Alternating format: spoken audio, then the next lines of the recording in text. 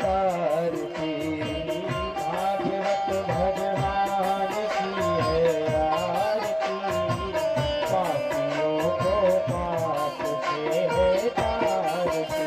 ये अमर ग्रंथ ये मोक्ष पंथ ये पंचम वेद निराला, नव ज्योति जगाने वाला। ये अमर ग्रंथ ये मोक्ष पंथ ये पंचम वेद निराला, नव ज्योति जगाने वाला। हरि नाम यही हरि नाम यही हरि नाम यही हरि नाम यही, जग के मंगल की आरती।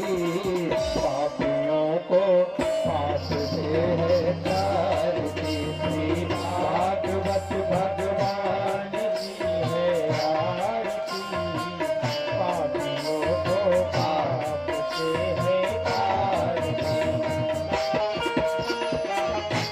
जय हो।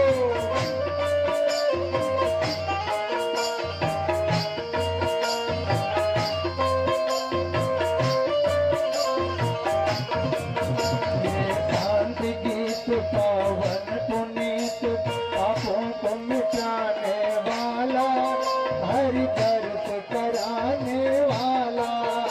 ये शांति गीत पावन पुनीत, पापों को मिटाने वाला, हरि दर्श कराने वाला। ये सुख करनी ये दुख हरनी, ये सुख हरनी ये दुख हरनी, श्री मधुसूदन की आरती। पापियों को पाप से है तारती। श्री भागवत भगवान की है आरती, पापियों को पाप से है तारती।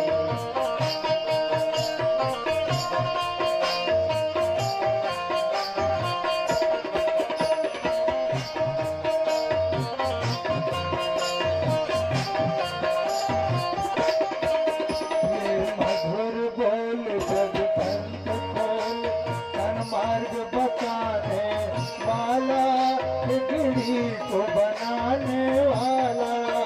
ये मधुर बोल जग पंथ खोल, तन मार्ग बताने वाला, बिगड़ी को बनाने वाला। ये मधुर बोल सत पंथ खोल, तन मार्ग बताने वाला, बिगड़ी को बनाने वाला। ये मधुर बोल सत पंथ खोल, तन मार्ग बताने वाला, बिगड़ी को बनाने वाला। श्री राम यही घनश्याम यही, श्री राम यही घनश्याम यही, प्रभु के महिमा की आरती। पापियों को पाप से तारती। श्री भागवत भगवान की है आरती, पापियों को पाप से है तारती। भागवत भगवान की है आरती, पापियों को पाप से है तारती। पापियों को पाप से है तारती। पापियों को पाप से है तारती।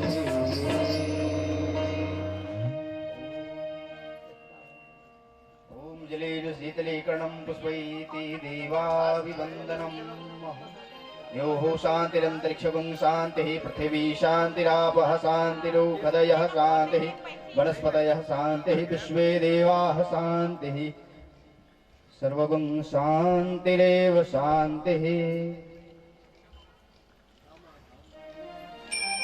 ॐ यज्ञेन जगमयजन्त देवास्थानि धर्माणि प्रथमान्य सन्नाते हणाकं महिमानः सचन्द्रजत्र पूर्वेशाध्याः सन्ति देवाः। हरि ओम् एकदन्ताय विद्महे वक्रतुण्डाय धीमहि तन्नो दन्ते प्रचोदयात्। श्रीवन्तिकावकुलचम्पकपाटलब्जे पूर्णागजात करवीरन साल पुष्पै बिल्वा प्रवाल तुलसी दल मंजरीभिः त्वं पूजयामि जगदीश्वर मे प्रसीद नाना सुगंध पुष्पाणि यथा कालोद्भवानि च पुष्पाञ्जलिर्मया दत्त ग्रहण परमेश्वरः मंत्र पुष्पाञ्जलिं समर्पयामि। बोलिए श्रीमद्भागवत महापुराण की जय। श्री व्यास जी महाराज की जय। श्री सुखदेव जी महाराज की जय। सत्य सनातन धर्म की जय। भारत माता की जय। नमः पार्वती पते हर हर महादेव।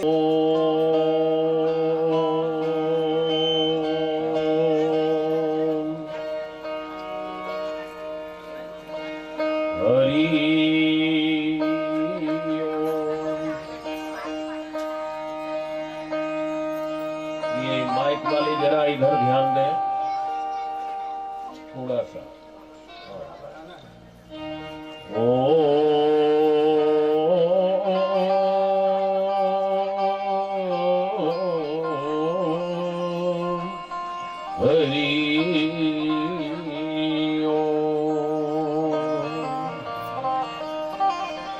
सच्चिदानंद रूपाय विश्वोत्पत्त्यादि हेतवे तापत्रय विनाशाय श्री कृष्णाय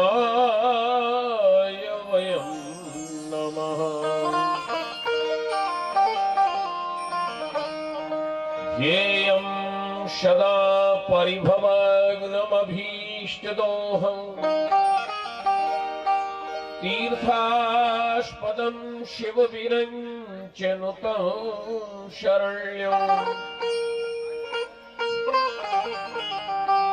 भृत्यार्तिहं प्रणतपालभवाब्धिपोतम् वन्दे महापुरुषते चरणारविन्दम्।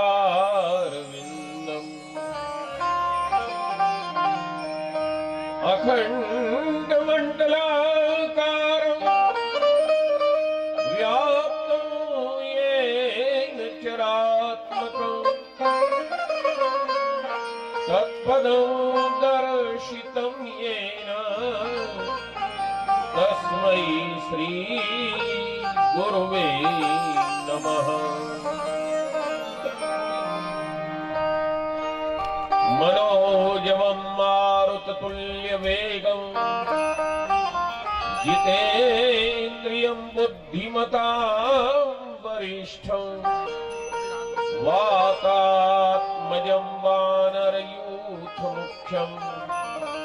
श्रीरामदूतं शरणं प्रपद्ये।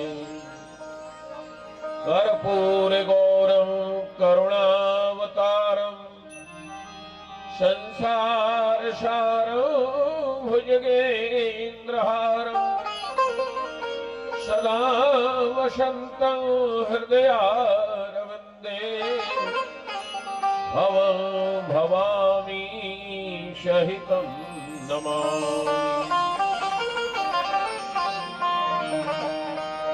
यं प्रव्रजन्तमनुपेतमपेतकृत्यं द्वैपायनो विरह कातर्वाजुहाव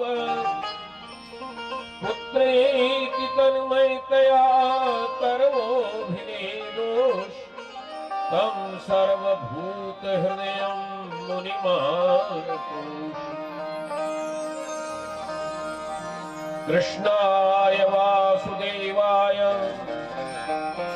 हरे परमात्मने प्रणतः क्लेशनाशाय गोविन्दाय नमो नमः। मेरी भवबाधा हरो श्री राधानागर सो जातन की छाई परे श्याम हरित द्युत होए।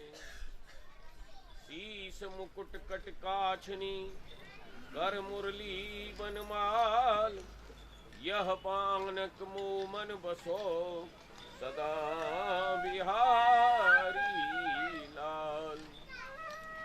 श्री राधा मेरी स्वामिनी मैं राधे को दास जन्म जन्म मोह दीजियो श्री वृंदावन को वास।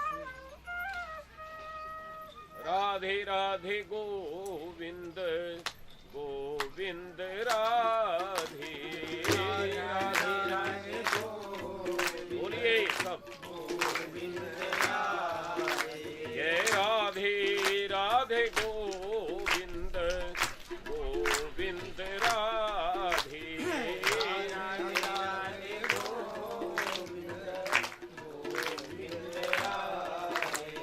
राधे राधे गोविंद गोविंद राधे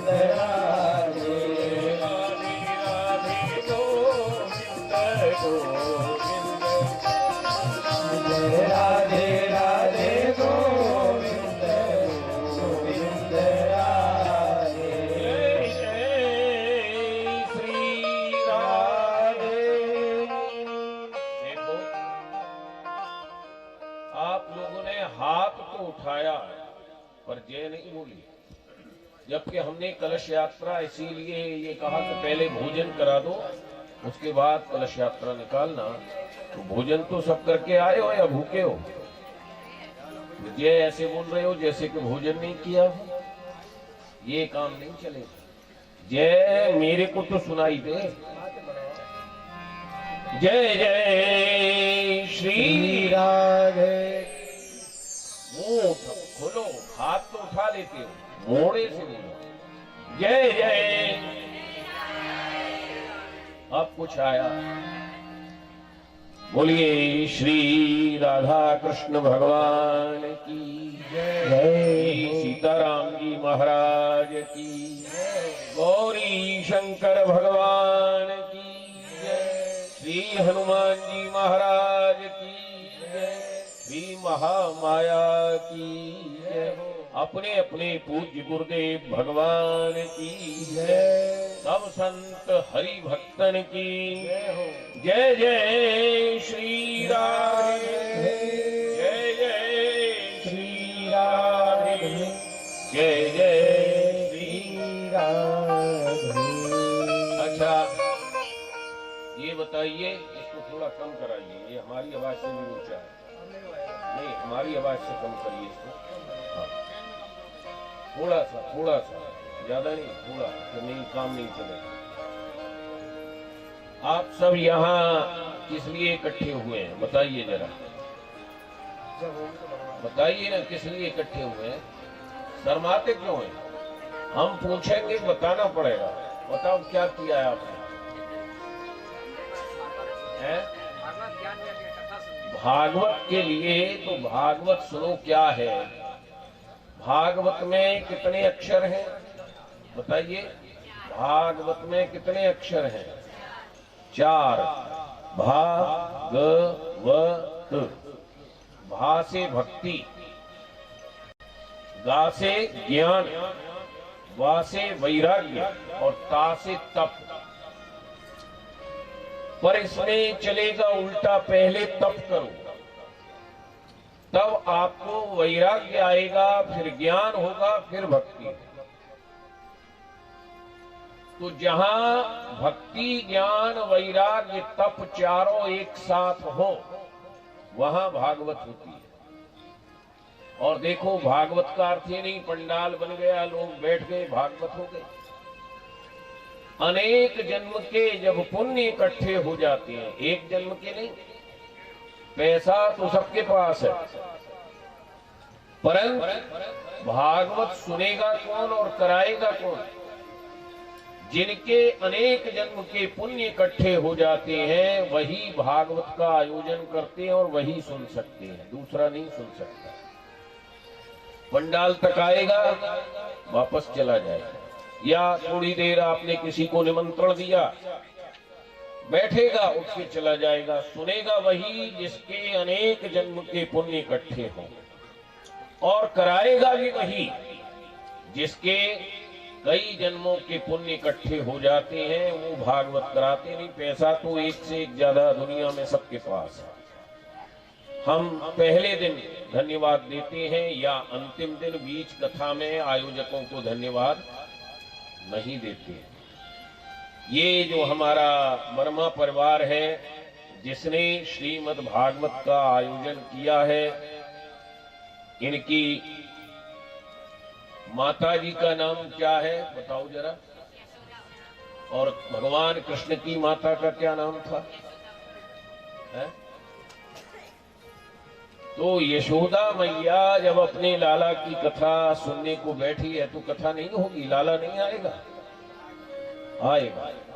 तो सबसे ज्यादा भाग्य तो इनका है, यशोदा वर्मा जी का। और फिर उसके बाद इनके जो पुत्र हैं, राम कुमार वर्मा, और उनकी धर्म पत्नियों का नाम आजकल पहले आता है। बोलो जय सीताराम। हाँ, धर्म पत्नी का नाम पहले और पति का नाम पीछे। पर हम उल्टा ही बोलेंगे, राम कुमार वर्मा और उनकी पत्नी हेमलता वर्मा ही नाम है ना, हेमलता वर्मा। और अभी हमको गाड़ी में बिठा के लाए थे संजय वर्मा, और उनकी पत्नी है शारदा वर्मा। शारदा नाम होता है बुद्धि की देवी का। अब कितनी बुद्धि है ये तो यहाँ 7 दिन में पता लगेगा। और तीसरे सुनील वर्मा है, उनकी पत्नी का नाम है मंजू वाला वर्मा। तो लगता है सुनील जी यहाँ नहीं है, बंबई रहती है। और ये चौथा नाम है अजय वर्मा। ये कौन है? अच्छा, तो सुलेखा वर्मा आपके घर से कन्या है जो इनको विवाही है। और संपूर्ण जितने भी इनके संबंधी हैं सब भाग्यशाली हैं कि इन्होंने ये भागवत का आयोजन किया है। और इसका लाभ केवल इनको ही नहीं, जो भी यहाँ 7 दिन नियम से सुनेगा उन सबको प्राप्त होगा। और इस जनपद को, इस गांव को, इस नगर को भी इसका लाभ प्राप्त होगा। क्योंकि जहां कोई यज्ञ होता है वहां सभी देवता आते हैं। जिसमें भागवत में तो जब स्वयं भगवान आएंगे तो भगवान के साथ सारे देवता आते हैं। पर ये भी याद रखिए, अच्छे कार्य में कुछ बाधा आती है, वो या तो पहले आती हैं या समापन के समय आती हैं। परंतु यदि आप संयम में हैं तो बाधा आपके ऊपर प्रभावी नहीं होगी। संयम क्या है? 7 दिन तक लोग कहते हैं भोजन मत करो, फलाहार करो। हम उल्टा कहते हैं खाओ, परंतु उतना जिससे कि आलस न आए, कथा में बार बार मुंह न खुले, नींद न आए। और सबसे बड़ा नियम लेना है कि 7 दिन गुस्सा किस किस को ज्यादा आता है? हाथ उठाओ। गुस्सा किस किस को ज्यादा आता है? हाँ, तो 7 दिन तक गुस्सा नहीं करना है। मिर्ची कम खाओ, प्याज लहसुन खाओ नहीं तो गुस्सा कम आएगा। फिर अपने को जो ज्यादा बुद्धिमान मानता है उसी को गुस्सा आता है। हमने कहा उसने ये काम नहीं किया, यही है ना गुस्सा का कारण। हमने कहा ये गिलास यहां रखो, उसने वहां रख दिया। तो 7 दिन तक ये गिलास यहां रखा या ये नहीं किया, वो नहीं किया, छोड़ देना है। सबसे बड़ा नियम है काम क्रोध लोभ को जीतो 7 दिन। क्योंकि जब परमात्मा के पास जाना है तो निर्लेप होकर के जाएगा। परमात्मा के पास जाने पर भी यदि हमारे मन में छल कपट रहा, अभिमान रहा, क्रोध रहा, काम रहा, लोभ रहा, तो परमात्मा स्वीकार नहीं करते। परमात्मा किसे स्वीकार करते हैं? निर्मल मन जन सो मोहि पावा। निर्मल मन जन सो मोहि पावा। निर्मल मन जन सो मोहि पावा। निर्मल मन जन सो मोहि पावा। कपट छल क्षेत्र न भावा। मोहि कपट छल क्षेत्र न भावा। निर्मल मन जन सो मोहि पावा। निर्मल मन जन सो मोहि पावा। मोहि कपट छल क्षेत्र न भावा। मोहि कपट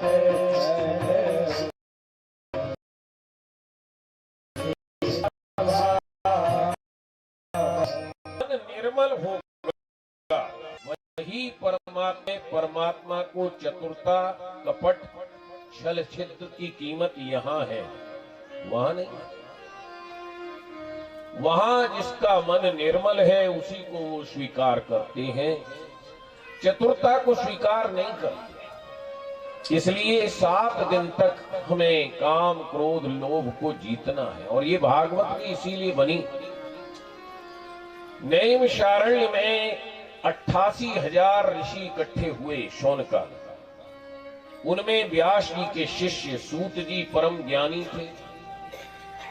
तो ऋषियों ने सूत जी से कहा, महाराज आगे कलयुग आ रहा है। आप लोग भी कह देते हो ना महाराज कलयुग है। तो इस कलयुग ने क्या कर दिया? हमारे यहां तो कलयुग को बड़ा अच्छा माना है कि सतयुग में 1,00,000 वर्ष समाधि लगाओगे तब फल मिलेगा, त्रेता में बड़े बड़े यज्ञ करोगे तब फल मिलेगा, द्वापर में अष्टयाम पूजा करोगे तब फल मिलेगा, पर कलयुग में केवल भगवत नाम संकीर्तन कर लो तो फल प्राप्त हो। सबसे अच्छा और सरल युग कलयुग है, परंतु इसमें एक ही खराबी है। यह घोरे कलौ प्रायो जीवश्चाशुरतांगतः क्लेशाक्रांतस्य तस्यैव शोधने किम परायण। इस कलयुग में एक बात खराब है कि घर घर में क्लेश होगा, कलह, भाई भाई में, पिता पुत्र में, और अब तो पति पत्नी में भी। हर घर में कलयुग के कारण क्लेश होगा, और उस क्लेश का मुख्य कारण क्या है कि जीवों की वृत्ति राक्षस जैसी हो जाएगी। अच्छा बताओ, राक्षसों के बड़े बड़े सींग होते हैं या बड़े बड़े दांत होते हैं? वो हमारे आपके जैसे ही होते हैं, केवल उनकी बुद्धि। आइए संतोष जी बैठिए। उनकी बुद्धि और हमारी बुद्धि में अंतर है, और यदि वही काम हम करने लगे तो हम भी वही कहलाएंगे। क्या करते हैं वो लोग? मान ही मातु पिता नहीं देवा, नहीं मातो पिता नहीं देवा, साधुन सन करवा वही सेवा, साधुन सन करवा वही सेवा, जिनके यहाँ चरण भगवान, वो तिनके ये चरण भवानी, दे जाने उनिशे चर सब प्राणी, आते जागे होने से चर सम प्राणी। क्या लिखा? जो माता पिता को नहीं मानते। अच्छा, आप लोग माता पिता को आजकल क्या कहते हो जरा बताओ? माता पिता को क्या संबोधन करते हो? मम्मी। और मम्मी का क्या अर्थ है? अंग्रेजी में मम्मी किसको कहते हैं? लाश को। और डैड?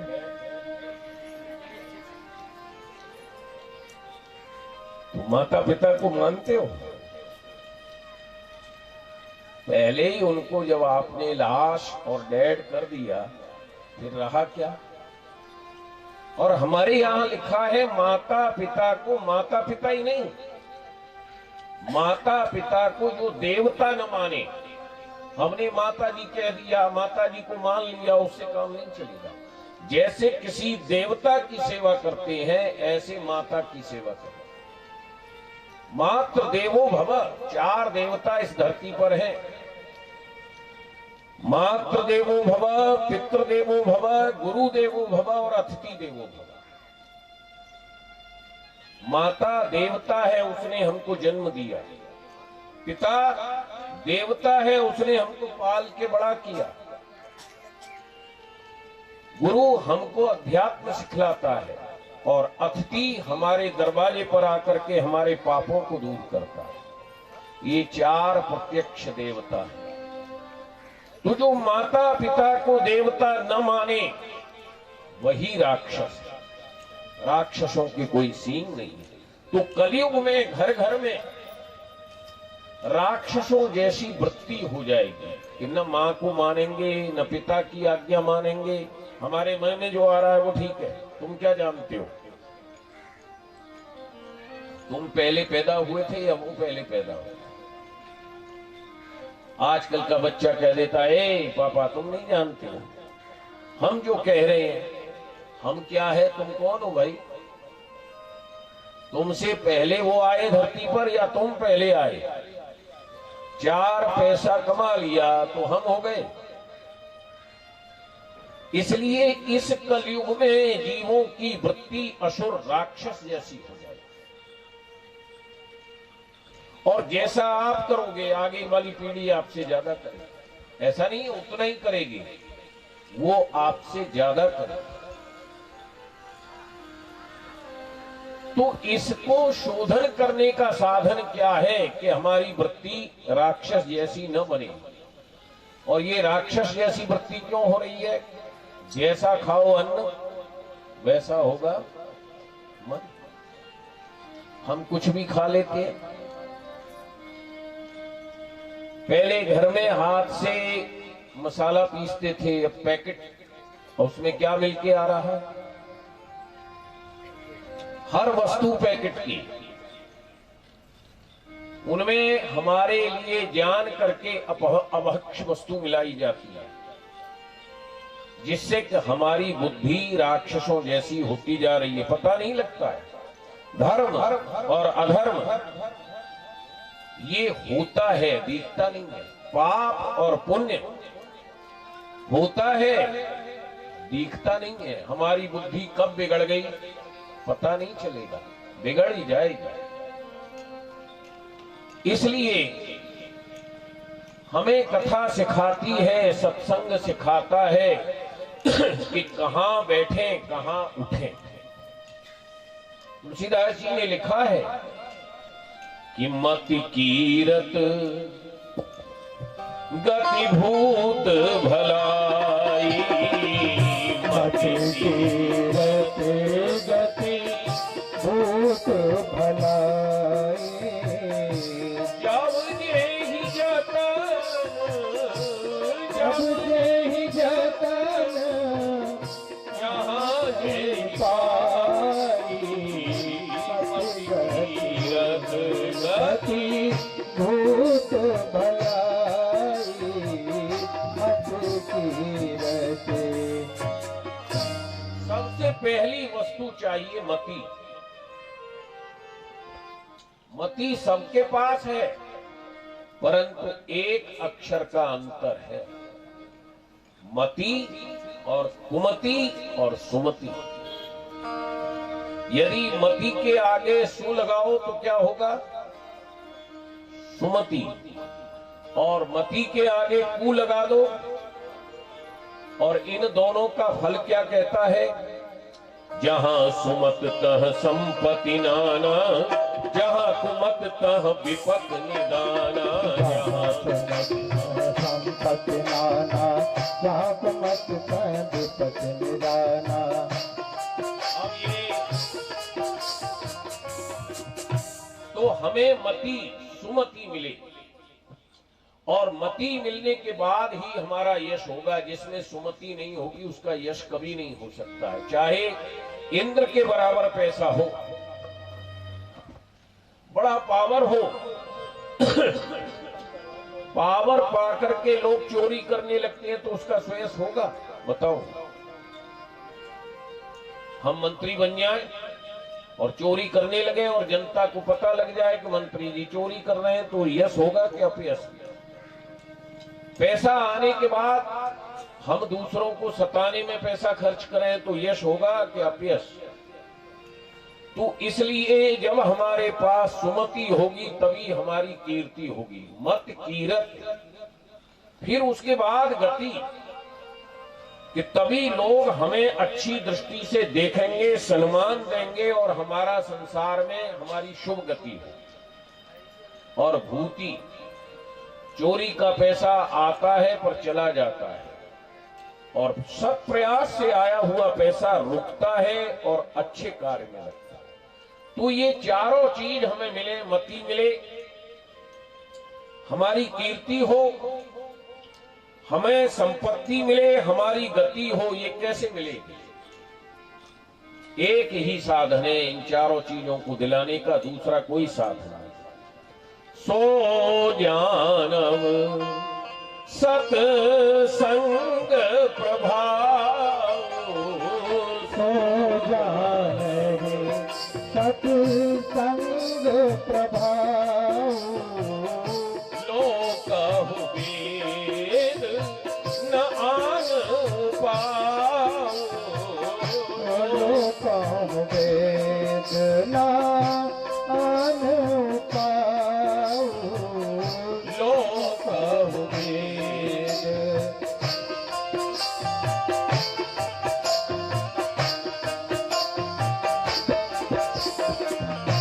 अच्छा ये बताइए, मदिरा पीने वालों में बैठ जाओ, क्या मति आ जाएगी? नशा करने वालों के साथ बैठोगे और नशा करोगे तो मति आ जाएगी? यही लगेगा हम जो कर रहे हैं वो ठीक है, दूसरा मूर्ख है। पत्ता खेलने वालों में बैठो, मति आ जाएगी? मति तो केवल सत्संग से ही मिलेगी, और मति ही नहीं, मति, कीर्ति, गति और संपत्ति जब अच्छे साथ में बैठोगे तभी प्राप्त होगी। सो जानव सत्संग प्रभाव। लोक और वेद में दूसरा कोई उपाय नहीं बतलाया, एक ही उपाय है सुमति लाने का, कीर्ति लाने का, गति लाने का और भूति संपत्ति लाने का, सत्संग। संतन के संग लाग रे तेरी अच्छी बनेगी, संतन के संग लाग रे तेरी अच्छी बनेगी, संतन के संग लाग रे तेरी अच्छी बनेगी। हाँ संतन के संग लाग रे तेरी अच्छी बनेगी, अच्छी बनेगी तेरी किस्मत जगेगी, अच्छी बनेगी तेरी किस्मत जगेगी, बनेगी तेरी किस्मत जगेगी।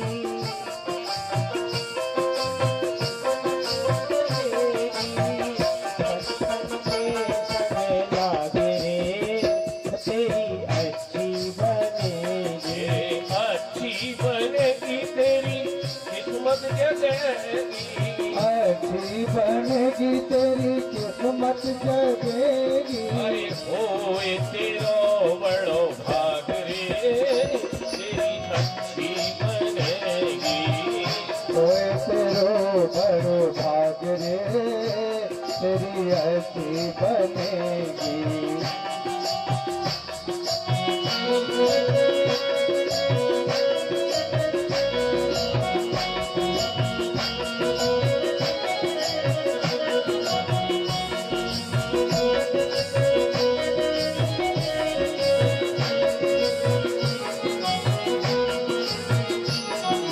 संतन संग कर पुण्य कमाई, संतन संग कर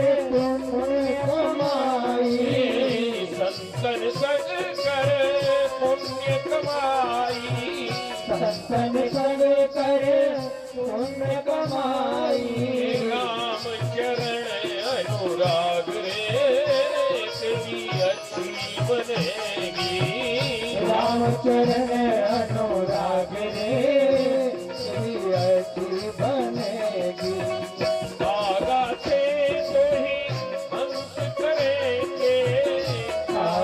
से तुम्हें हंस करेंगे। एक बात बताओ, कौआ देखा है कैसा होता है? कौआ का रंग कैसा है? काला, और हंस का सफेद। तो काला रंग अच्छा है या सफेद? जरा जोर से बोलिए, काला अच्छा है? अब संतों के साथ रहोगे तो वो तुम्हें हंस यानी सफेद कर देंगे, लेकिन परमात्मा जब सफेद करता है तो ये पलस्तर क्यों पोतते हो? काहे कौआ बनते हो?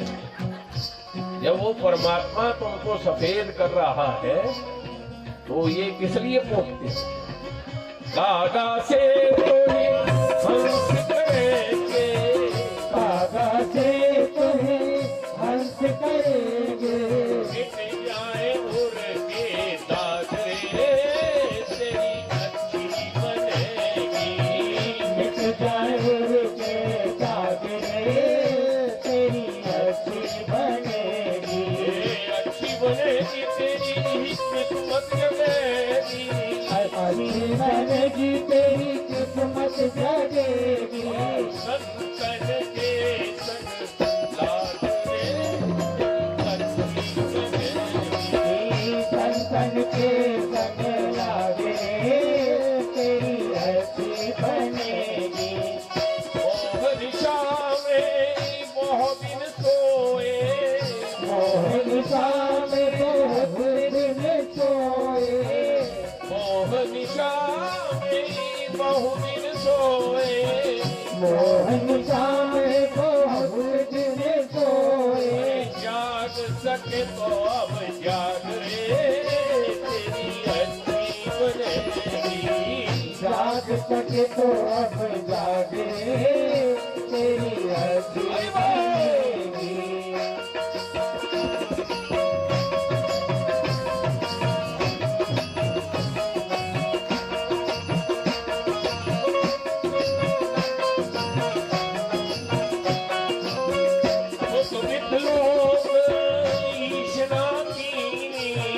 बुद्ध तीत कृष्णा तीनी, त्याग सके तो इन्हें त्याग रे, तेरी अच्छी बनेगी, त्याग सके तो अब त्यागे तेरी अच्छी बनेगी, संतन के संग लाग रे,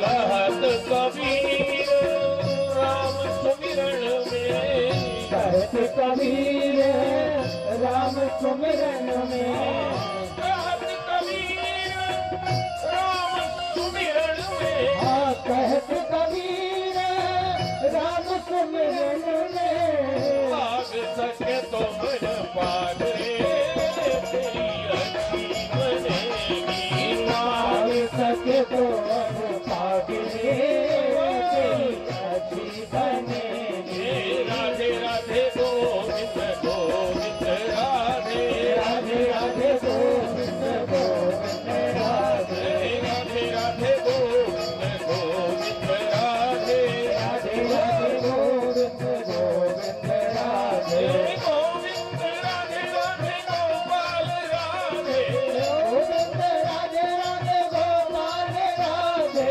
राधे राधे गोविंद गोविंद राधे, राधे राधे गोविंद गोविंद राधे,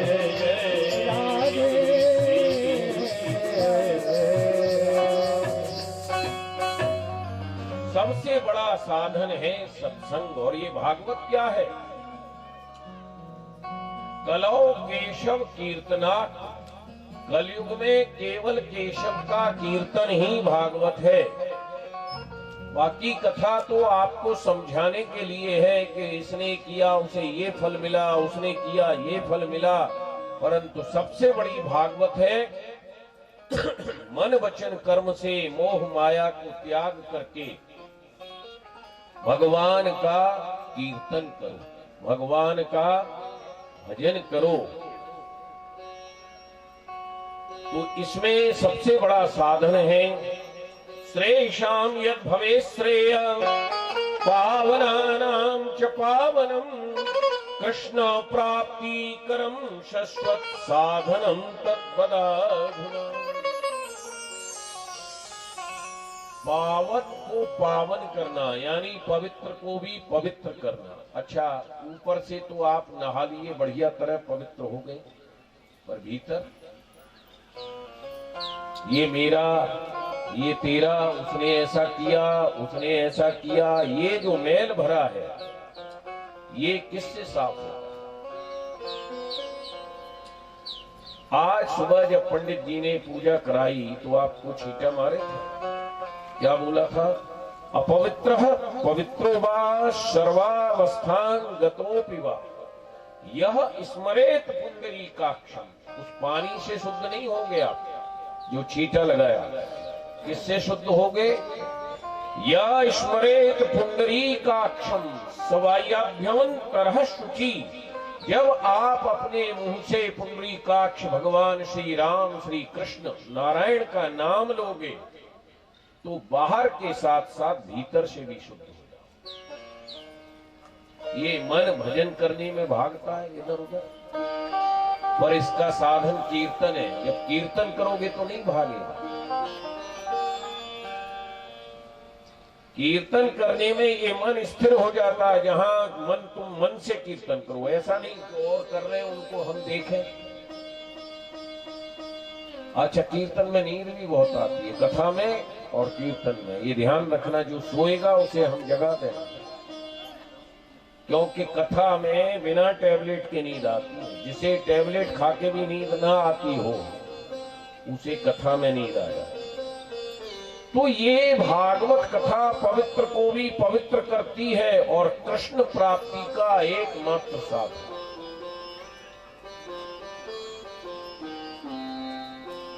फिर इसका एक सबसे बड़ा साधन क्या है? शौनकादिक कहते हैं, महाराज मम कर्ण रसायन, हमारे कान को साफ कर दे ऐसा कोई रसायन बताओ। आयुर्वेद में पहले जड़ी बूटी दी जाती थी, उससे जब लाभ नहीं होता था तो फिर भस्म दी जाती है। ये स्वर्ण भस्म है, ये मोती भस्म है, हीरा भस्म है। जब भस्म से भी लाभ नहीं होता है तो फिर रसायन दिया जाता है। तो कान का रसायन हमारे कान को साफ कर दे। इसे घटाओ बढ़ाओ नहीं भाई, हाँ एक सा रखो। कान का रसायन, कान साफ क्यों किए जाए बताओ? भगवान हमारे शरीर में कहां रहते हैं बताइए? हम पूछेंगे भगवान कहां रहते हैं? कौन सी जगह भगवान को रखने की? आपके पास कोई जगह है भगवान को रखने को? नहीं रखना चाहते?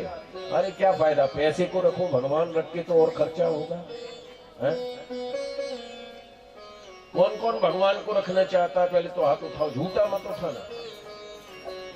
अगर भगवान आए और पैसा चला जाए तो ठीक है, मानोगे? नहीं, झूठ मत बोलो। क्यों? भगवान आती है तो पैसा ले जाती है।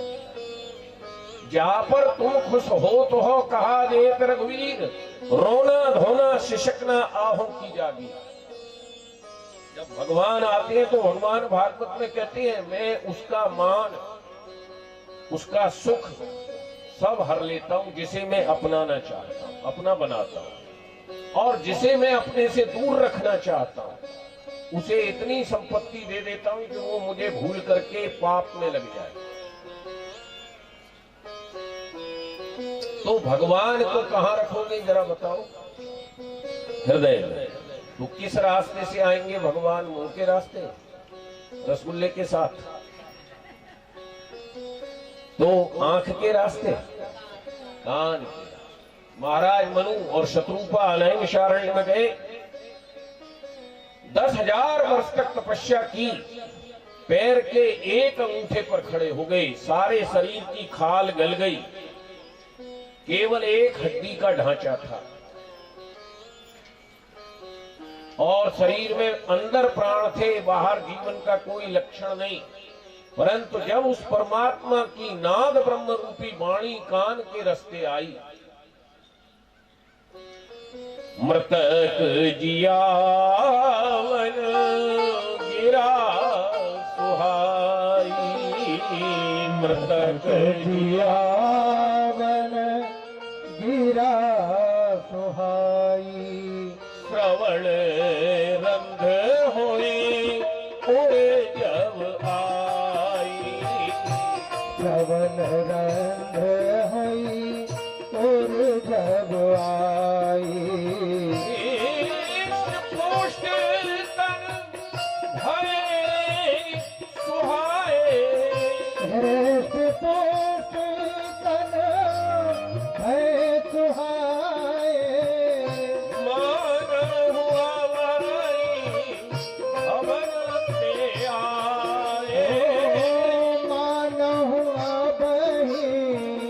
पवन के आए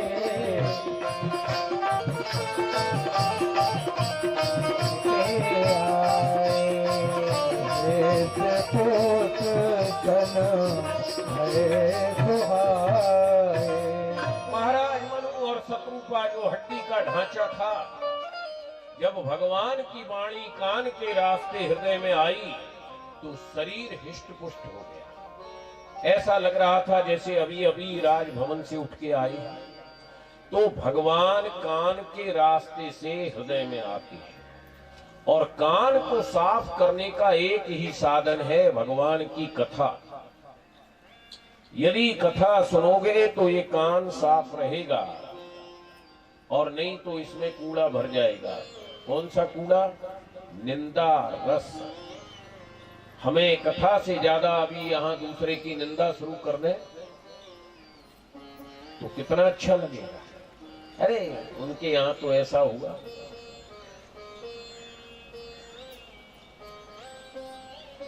जीव को निंदा सबसे प्रिय है, वो भी अपने पास के लोगों की, अपने संबंधी, अपने मित्रों की, अपने पड़ोसी की। और सबसे बड़ा पाप है पर निंदा सम अघन गरीशा। दूसरे की निंदा से बड़ा कोई पाप। जिसकी तुम निंदा करोगे उसमें जो दुर्गुण है वो तुम में आ जाएगा। इसलिए निंदा से बचिए, कथा श्रवण करें। कथा के द्वारा भगवान हृदय में आते हैं। तो शौनकादिक ऋषि कहते हैं ऐसी बात बतलाइए जो हमारे कानों को साफ कर दे। तो सूत जी कहते हैं हम वो कथा सुनाते हैं जो सुखदेव जी ने राजा परीक्षित को सुनाई और जिसके लिए देवता भी तरसते। देखो ये जो भागवत है ये भूमि पर ही है। ब्रह्मलोक में ब्रह्मा जी ने एक श्लोक की सुना दी सनत कुमार को, पर इससे ज्यादा ब्रह्मा जी के पास समय नहीं है। भागवत सुनने और सुनाने के लिए समय सबसे पहले निकालना पड़ेगा, ये ध्यान रखें। ब्रह्मा क्यों नहीं भागवत सुना पाते हैं? बहुत बड़े विद्वान हैं, परंतु उनके पास सृष्टि बनाने से फुर्सत नहीं है, समय नहीं। देवराज इंद्र भागवत क्यों नहीं सुनते? समय नहीं। मनुष्य जो समय निकाल ले वो सबसे बड़ा भाग्यशाली है। जब सुखदेव जी परीक्षित को भागवत सुनाने जा रहे थे तो देवता आ गए अमृत कलश लेके और आकर के बोले महाराज इसे एक खिला दो फिर बाहर निकाल दो। नहीं, ये बार बार आए, इसे बाहर ले जाके एक खिला दो। यहाँ नहीं, यहाँ तो फिर बार बार आए। बोलिए श्यावर रामचंद्र भगवान की जय। जय जय श्री राधे, जय जय श्री राधे। जब परीक्षित को सुखदेव जी भागवत सुनाने लगे तो देवता आए, बोले महाराज परीक्षित को सांप डसेगा, ये मर जाएगा, इसलिए ये अमृत कलश लाए। ये अमृत तो परीक्षित को पिला दो और ये भागवत हमको दे दो। सुखदेव जी बोले नहीं, तुम देवता भागवत के अधिकारी नहीं, क्योंकि तुम स्वार्थी हो। जहां तुम्हारा स्वार्थ होगा वहां चले जाओगे, जो तुम्हारी पूजा करेगा वहां चले जाओगे। निस्वार्थ नहीं है, निस्वार्थी संत होते हैं। और भगवान किसको मिलते हैं? पैसे वाले को? बताओ जरा, या ताकत वाले को? देखो पैसा और ताकत रावण के पास बहुत ज्यादा था, कंस के पास बहुत था, पर भगवान इनसे आखिरी समय मिले, पहले नहीं मिले। शबरी कौन थी? पैसे वाली? बताइए। उपजा जो चंदन लगाती थी, कंस से पहले तो उससे मिले। या जो ब्रजगोपियां जिन्होंने माखन खिलाया वो पैसे वाली थी? भगवान किसको मिलते हैं? पैसे से नहीं, बल से नहीं, वेद पाठ से नहीं, योग से नहीं, ज्यादा भजन करने वाले को भी नहीं, एक को मिलते हैं। ये दुर्लभ, ये दुर्लभ, ये दुर्लभ, ये दुर्लभ, ये दुर्लभ है दर्शन, ये दुर्लभ, ये दुर्लभ, ये दुर्लभ है दर्शन, ये दुर्लभ, ये दुर्लभ, ये दुर्लभ है दर्शन, ये दुर्लभ, ये दुर्लभ, ये दुर्लभ है दर्शन, ये दुर्लभ, ये दुर्लभ, ये दुर्लभ है दर्शन, ये दुर्लभ, ये दुर्लभ, ये दुर्लभ है दर्शन। ये अपने ही ढंग का, ये अपने ही ढंग का निराला है दर्शन, ये अपने ही ढंग का निराला है दर्शन, ये दुर्लभ, ये दुर्लभ, ये दुर्लभ है दर्शन, ये दुर्लभ, ये दुर्लभ है दर्शन, ये अपने ही ढंग का निराला है दर्शन, ये अपने ही ढंग का निराला है दर्शन। न तकदीर में, न तकदीर में देवताओं की भी ये देवताओं को भी नहीं मिल सकता। न तकदीर में देवताओं की भी यह, अरे तरसते ही रहते, तरसते ही रहते, न पाते ये दर्शन, तरसते ही रहते, न पाते ये दर्शन, ही रहते, न पाते ये दर्शन, ये दुर्लभ, ये दुर्लभ, ये दुर्लभ है दर्शन, ये दुर्लभ, ये दुर्लभ, ये दुर्लभ है दर्शन, ये अपने ही ढंग का निराला है दर्शन, ये अपने ही ढंग का निराला है दर्शन। न होम न दान न जोग न जप से, न होम न दान न योग न जग से, किसी के भी बल से, किसी के भी बल से न मिलता ये दर्शन, किसी के भी बल से न होता ये दर्शन, किसी के भी बल से न मिलता ये दर्शन, ये बल से न मिलता ये दर्शन, ये दुर्लभ, ये दुर्लभ, ये दुर्लभ है दर्शन, दुर्लभ, ये दुर्लभ, ये दुर्लभ है दर्शन।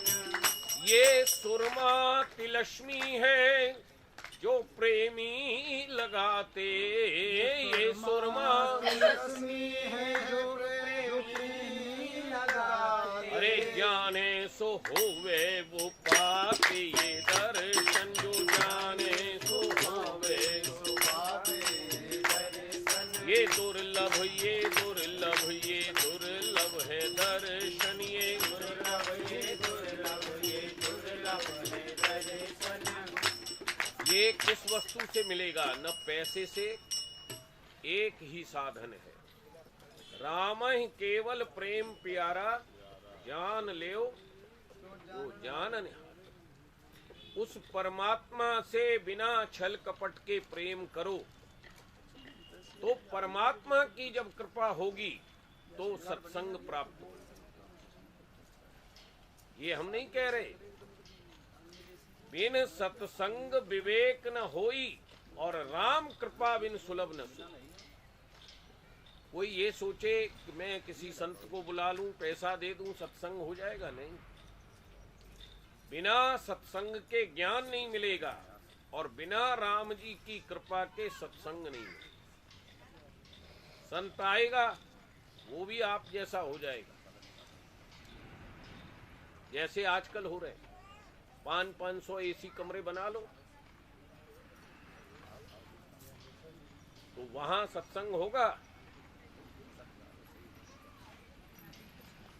सत्संग तो निर्लेपता से ही प्राप्त होगा।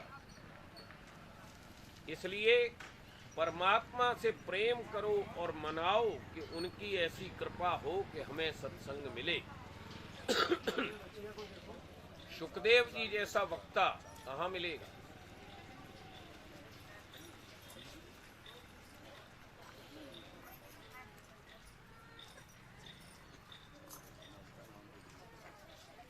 कहाँ दूर रखा है क्या जल्दी?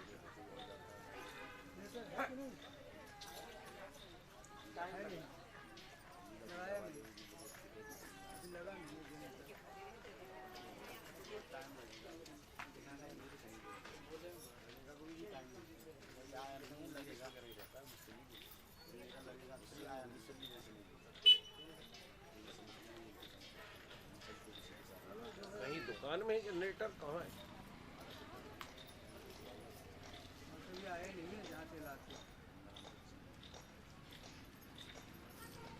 थोड़ा कीर्तन करा लो।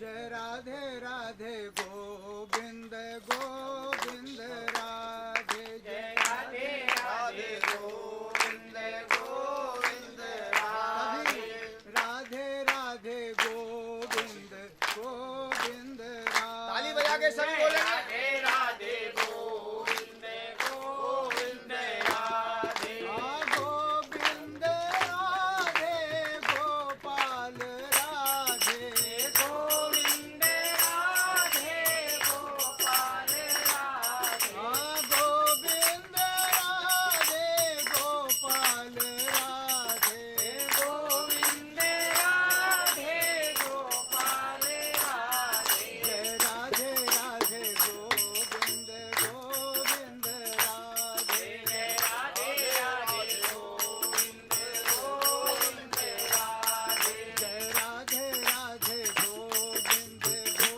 गोविंद राधे, जय राधे राधे गोविंद गोविंद राधे, गोविंद राधे गोपाल राधे, गोविंद राधे गोपाल राधे, गोविंद राधे गोपाल राधे, गोविंद राधे गोपाल राधे, जय राधे राधे गोविंद गोविंद राधे, जय राधे राधे गोविंद गोविंद राधे, जय राधे राधे गोविंद, गोविंद राधे, जय राधे राधे गोविंद, गोविंद राधे, जय राधे राधे गोविंद गोविंद राधे, राधे राधे गोविंद गोविंद राधे, गोविंद राधे गोपाल राधे, गोविंद राधे गोपाल राधे, गोविंद राधे गोपाल राधे, गोविंद राधे गोपाल राधे, गोविंद राधे गोपाल राधे, गोविंद राधे गोपाल राधे, राधे राधे गोविंद गोविंद राधे, जय राधे राधे गोविंद गोविंद राधे, राधे राधे गोविंद गोविंद राधे, जय राधे राधे, जय श्री राम। राधे राधे। एक चित होके इधर मुंह करके सुनिए, क्योंकि यदि इधर उधर देखोगे तो बिना माइक के सुनाई नहीं दे।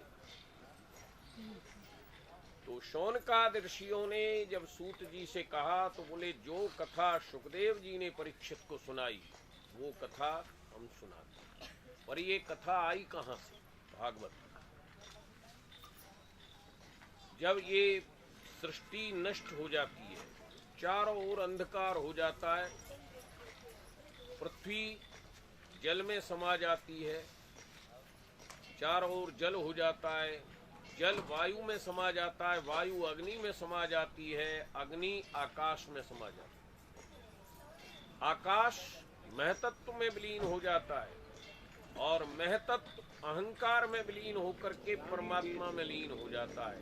फिर जब सृष्टि उत्पन्न होती है तो सबसे पहले आकाश, आकाश में से वायु, वायु में से जल और जल में से नारायण पैदा होते हैं। नीर, नीर में से कौन निकला? नारायण। और नारायण की नाभि में से कमल और कमल से ब्रह्मा पैदा हुए। तो ब्रह्मा जब निकले तो देखा चारों ओर अंधकार है, कैसे सृष्टि पैदा करें। और मुझे किसने पैदा किया? एक कुम्हार मिट्टी का भांड बनाता है, क्या क्या चीज होती है उसके पास बताइए? बैठने को भूमि, चाक, मिट्टी, पानी और डंडा। और ये इतनी बड़ी सृष्टि जिसने बनाई उसके पास क्या था? बैठने के लिए भूमि भी नहीं थी,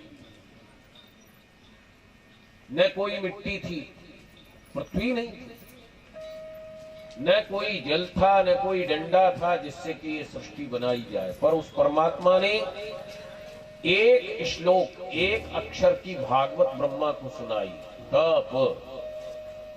तप कर, ये सबसे पहले एक अक्षर की भागवत थी।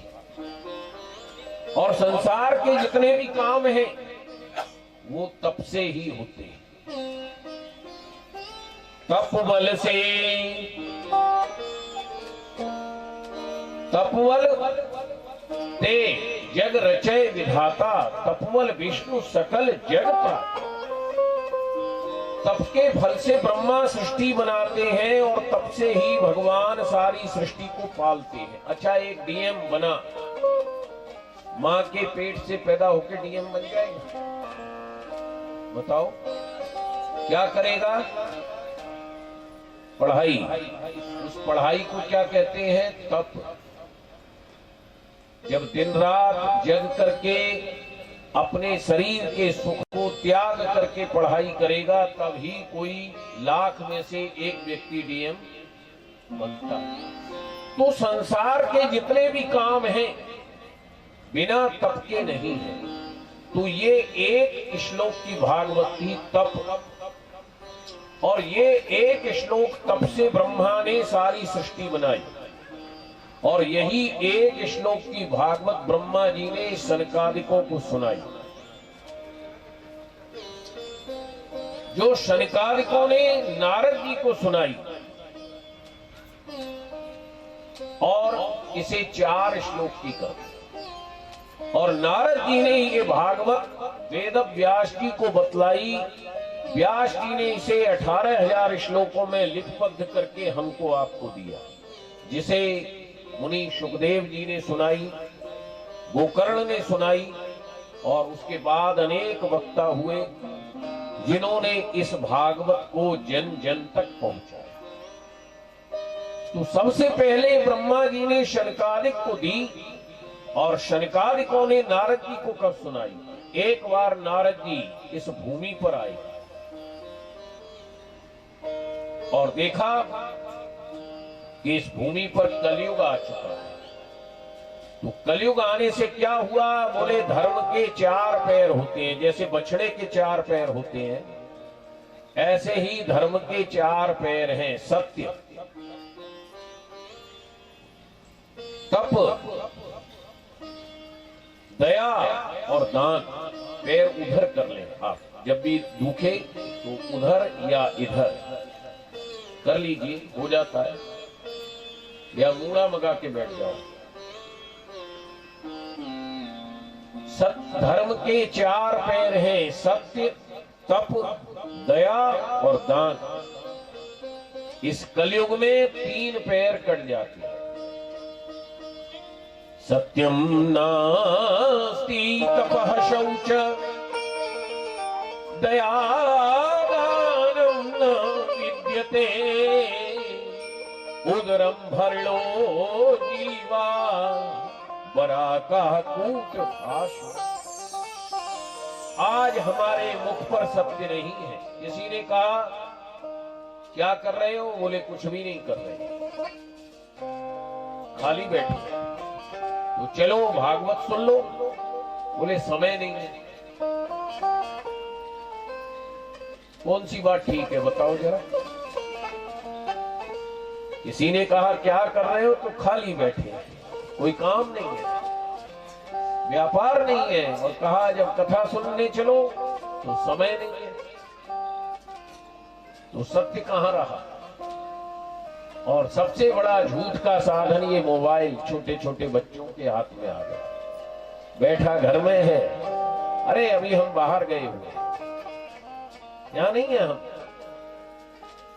ज्यादा हुआ तो स्विच ऑफ कर लिया, और हुआ तो वो ट्यून लगा दी, वो किसी दूसरे फोन पर व्यस्त है,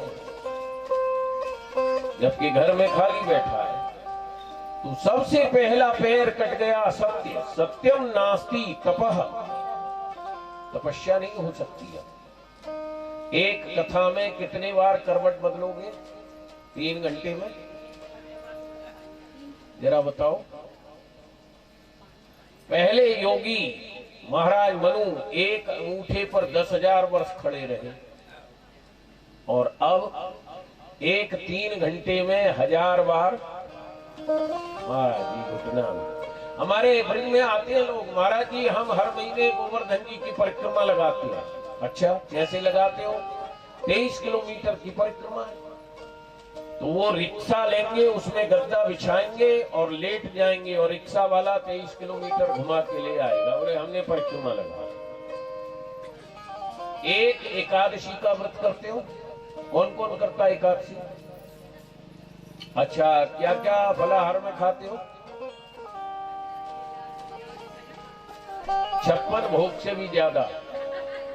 और एहसान हमसे मत बोलना, आज हमारा व्रत है। तो तप नहीं है। सत्यम नास्ति तपः शौच, पवित्रता भी खत्म हो गई। सबसे पहले रसोई बनी तो क्या बनता है रसोई में? चाय। बोलो जय श्री कृष्ण।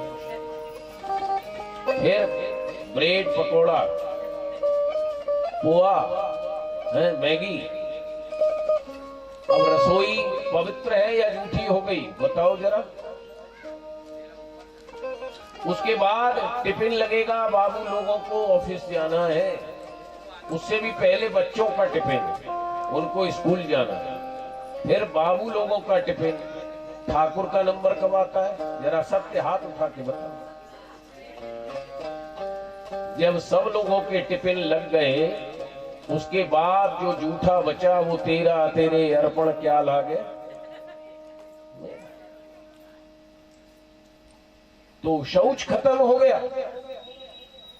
शौचालय पहले दूर रहते थे, तब भी लोग कुएं पर नहाते थे शौच जाने के बाद। आज कमरे के अंदर अटैच बाथरूम है, फिर भी जा करके शौच क्रिया करके नहाते नहीं है लोग, सीधा बेड पर बैठ जाते हैं। और बाधा लाने का सबसे बड़ा रास्ता यही है। जैसे देवता और भगवान को पवित्रता प्रिय है, ऐसे ही भूत प्रेतों को अपवित्रता प्रिय है। जो लोग शौच क्रिया के बाद बिना कपड़ा बदले, बिना शरीर पोंछे सीधा बेड पर बैठते हैं, वो पूरे घर को अपवित्र कर देते। हमने सैकड़ों लोगों के भूत इसी बात से हटा दिए कि आप शौच के बाद शरीर को पोंछिए। कोई झाड़ फूक नहीं की,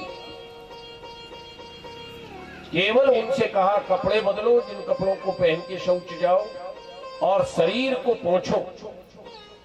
सारी बाधा नष्ट हो गई। आज वो सब माताएं स्वस्थ डोल रही हैं, जिनके ये चेहरे काले पड़ गए। आए दिन उनको किसी तांत्रिक के ले जाते थे, झाड़ फूक वालों के ले जाते थे। हमने कोई झाड़ फूक नहीं की, केवल ये कहा पवित्र, जूठा मत खाओ। जूठा केवल 5 लोगों का खाना चाहिए, माता पिता गुरु भगवान और पति। पुरुष को केवल 4 का जूठा खाना चाहिए, माता पिता गुरु भगवान, इसके अलावा किसी का नहीं। अब हम एक का एक जूठा खाते हैं। आजकल पार्टियों में क्या हो रहा है? पवित्रता है। अच्छा एक बात बदलाओ, ये भैंस गाय बैठ करके खाती है, बकरी, या लेट के खाती है? कैसे खाती है? हमने नहीं देखा, जरा बताओ।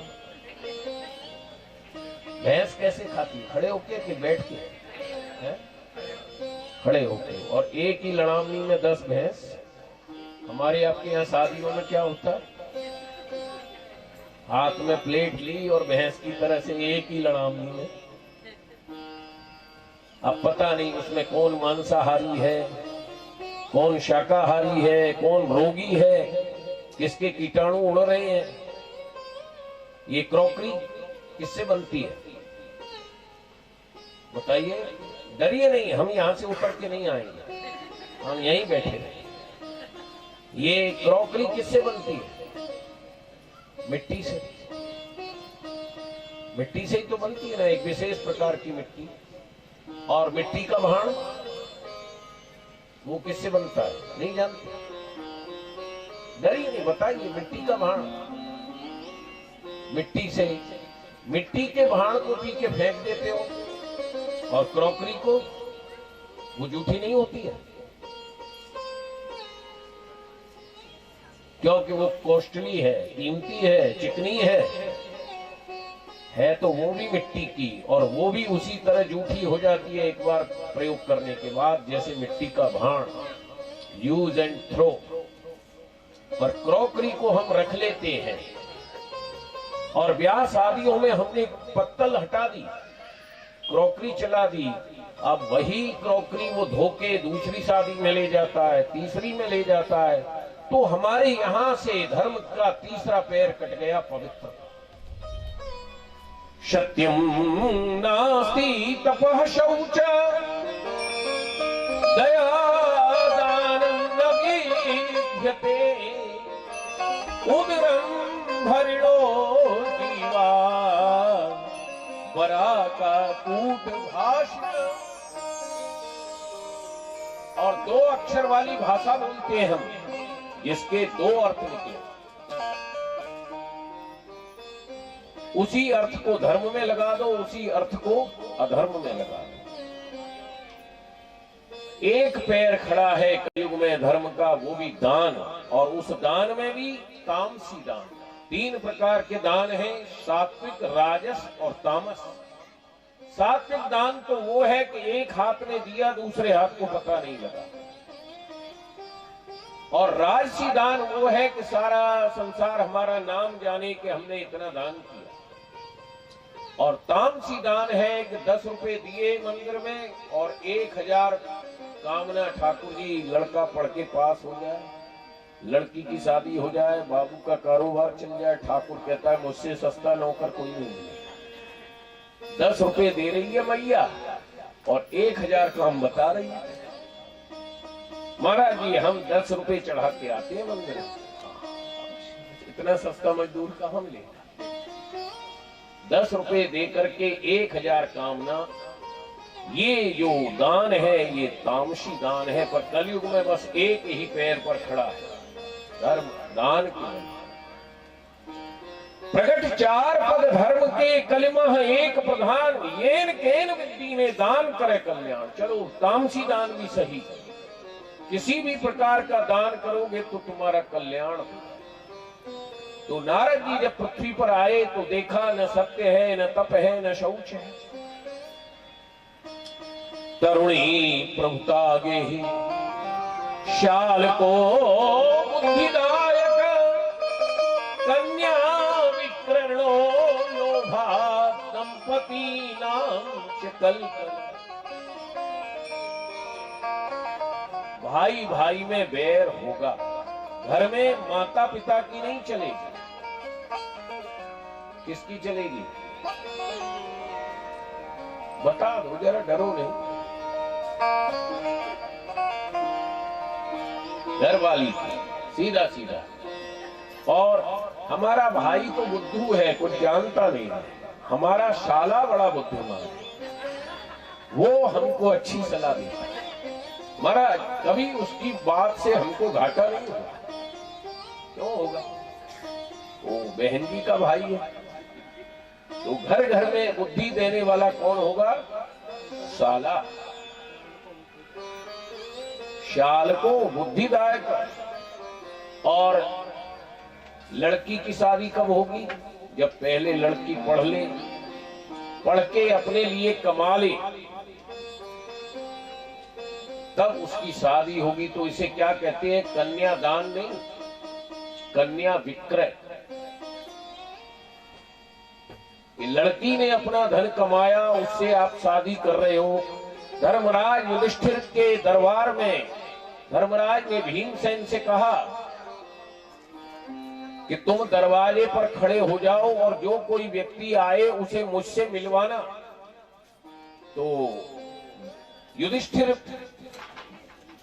कार्य में लगे। उसी समय एक काला पुरुष आया, आकर के भीमसेन से बोला, हमें तुम्हारे बड़े भाई युधिष्ठिर से मिलना है। भीमसेन बोला, पीछे मिलना, पहले क्या बात है हमको बताओ। तो बोले, सुनो, गाय बछिया का दूध पिएगी। इसका कभी गाय को बछिया का दूध पीते देखा है? बछिया गाय का दूध पीती है, पर वो क्या कह रहा है? गाय बछिया का दूध पिएगी। और बाढ़ जानते हो, बगीचे के चारों ओर क्या लगाया जाता है? बाउंड्री। वो बगीचे को खा जाएगी और एक बहुत बड़ा पहाड़ का टुकड़ा गिरेगा जिसे कच्चे धागे पर लटका दिया जाए। अब भीमसेन तो मोटी बुद्धि वाला, समझा ही नहीं। वो काला आदमी चला गया। युधिष्ठिर महाराज ने पूछा, कोई आया था? बोले, हाँ महाराज, एक काला व्यक्ति आया, उसने 3 बात बतलाई, हमारे समझ में नहीं आई। बोले, क्या? बोले, गाय बछिया का दूध पिएगी। हमने तो देखा नहीं कि गाय बछिया का दूध पीती है। बोले, सुनो, वो कलयुग था, उसने कहा जब मैं आऊंगा तो ऐसा होगा। गाय बछिया का दूध का मतलब कि जो माँ अपना सब कुछ धन लड़की को देती है, वो लड़की के पैसे से अपना पालन करे। लड़का बहू तो पूछते नहीं है, तो माँ किससे लेती है? बोलो जैसी तरह।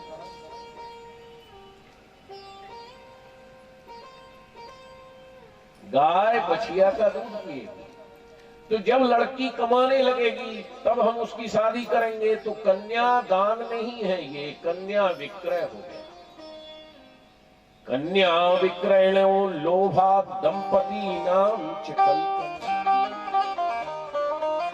यदि माता पिता के पास कोई पैसा है तो लड़की की शादी में लगेगा, लेकिन 4 भाई कमा रहे हैं तो उनकी घरवाली क्या कहेंगी? हम क्यों लगाएं? वो क्यों नहीं लगाता है? ये आप सबका दोष नहीं है, ये कलयुग का प्रभाव। नारद जी ने जब देखा कि ऐसा युग आ गया, फिर नारद जी उससे और आगे गए। तो बोले, बाढ़ बगीचे को खा जाएगी, जो राजा प्रजा की रक्षा के लिए बना है।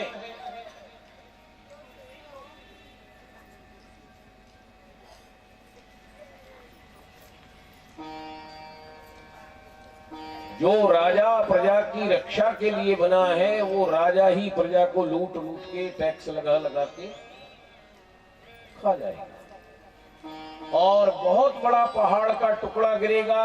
ये कलयुग रूपी चारों ओर पाप का पहाड़ गिर रहा है, इसे कहां रोका जा सकता है? भगवत नाम के कच्चे धागे।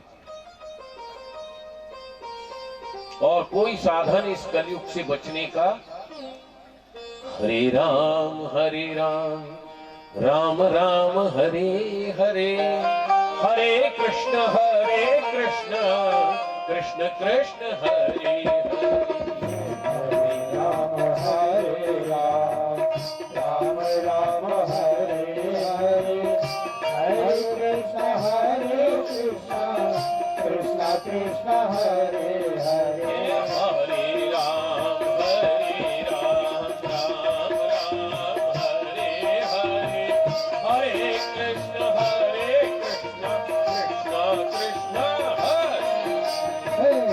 कृष्ण हरे। हरे राम राम राम हरे हरे, हरे कृष्ण कृष्ण कृष्ण हरे हरे। हरे राम राम राम हरे हरे,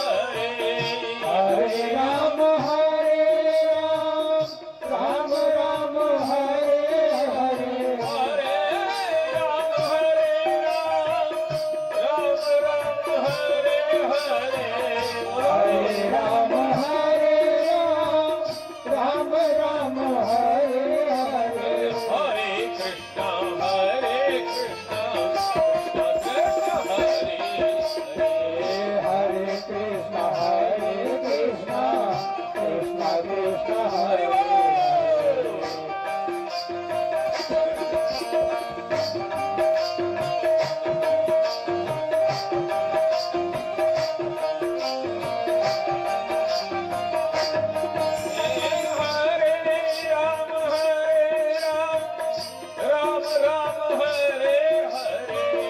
हरे राम राम राम हरे हरे हरे कृष्ण कृष्ण हरे हरे हरे कृष्ण कृष्ण कृष्ण हरे हरे हरे राम हरे हरे हरे कृष्ण कृष्ण कृष्ण हरे हरे हरे राम हरे राम राम हरे हरे हरे कृष्ण कृष्ण कृष्ण हरे हरे जय जय श्री राधे श्याम। पृथ्वी पर घूमते घूमते नारद जी वृंदावन पहुंचे। यमुना के किनारे देखा एक स्त्री, दो पुरुष बूढ़े उसके पास में मूर्छित पड़े हैं और वो रो रही। नारद जी ने कहा हमें स्त्री से क्या लेना देना। आगे बढ़े तो वो स्त्री कहती है रुको, भो भो साधु क्षणम तिष्ठ मम चिंता विनाशय दर्शनम तब लोकस्य सर्वथा अगहरम। अरे साधु रुको रुको, मेरी चिंता तुम ही दूर कर सकते। साधु कौन होता है जरा बताइए? जिसके बड़ा तिलक लगा हो, मोटी मोटी कंठी माला हो, बड़ी जटा हो, दाढ़ी हो, वो साधु कौन होता है? साधु साधु की परिभाषा है अक्रोध वैराग्य जितेंद्रियत्वम श्रद्धा क्षमा सर्वजनक प्रियत्वम निर्लोभ दाता भय शोक हानि साधुष्य नानाम 10 लक्षण। जिसने शादी नहीं की वो साधु। तो राम जी ने तो विभीषण को साधु बतलाया। तुम सारिखे संत प्रिय मोह धरहु देह नहीं आन निहो। सारे थे संत प्रिय मोरे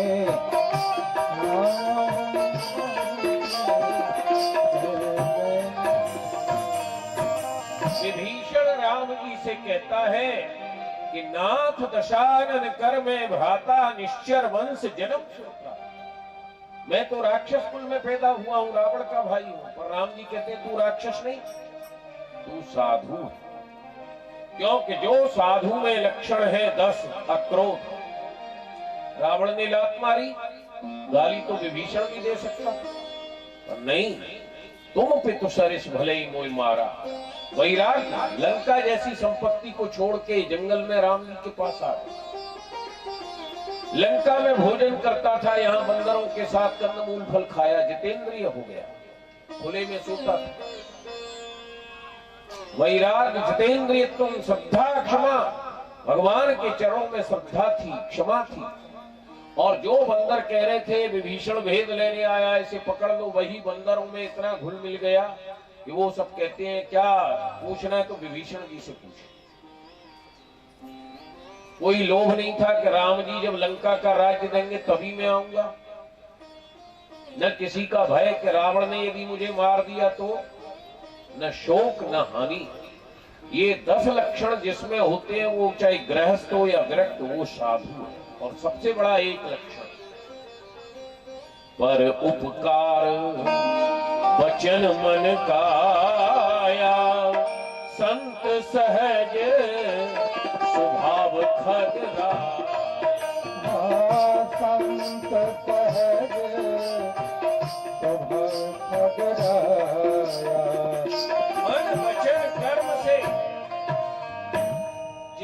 परोपकार करने की आदत हो, दूसरों का भला करने की आदत हो, वो ही सबसे बड़ा संत। तो भक्ति महारानी कहती है नारद रुको रुको, और उस संत के दर्शन से ही तुम्हारे पाप नष्ट हो जाएंगे। सबसे बड़ा संत कौन है? जिसे देखने से ही हमारे पाप नष्ट। सर्वथा अगहरम परम। हमने बरसों संतों की संगत की और हमारे मन में छल कपट आता रहा, तो समझ लो वो संत नहीं है।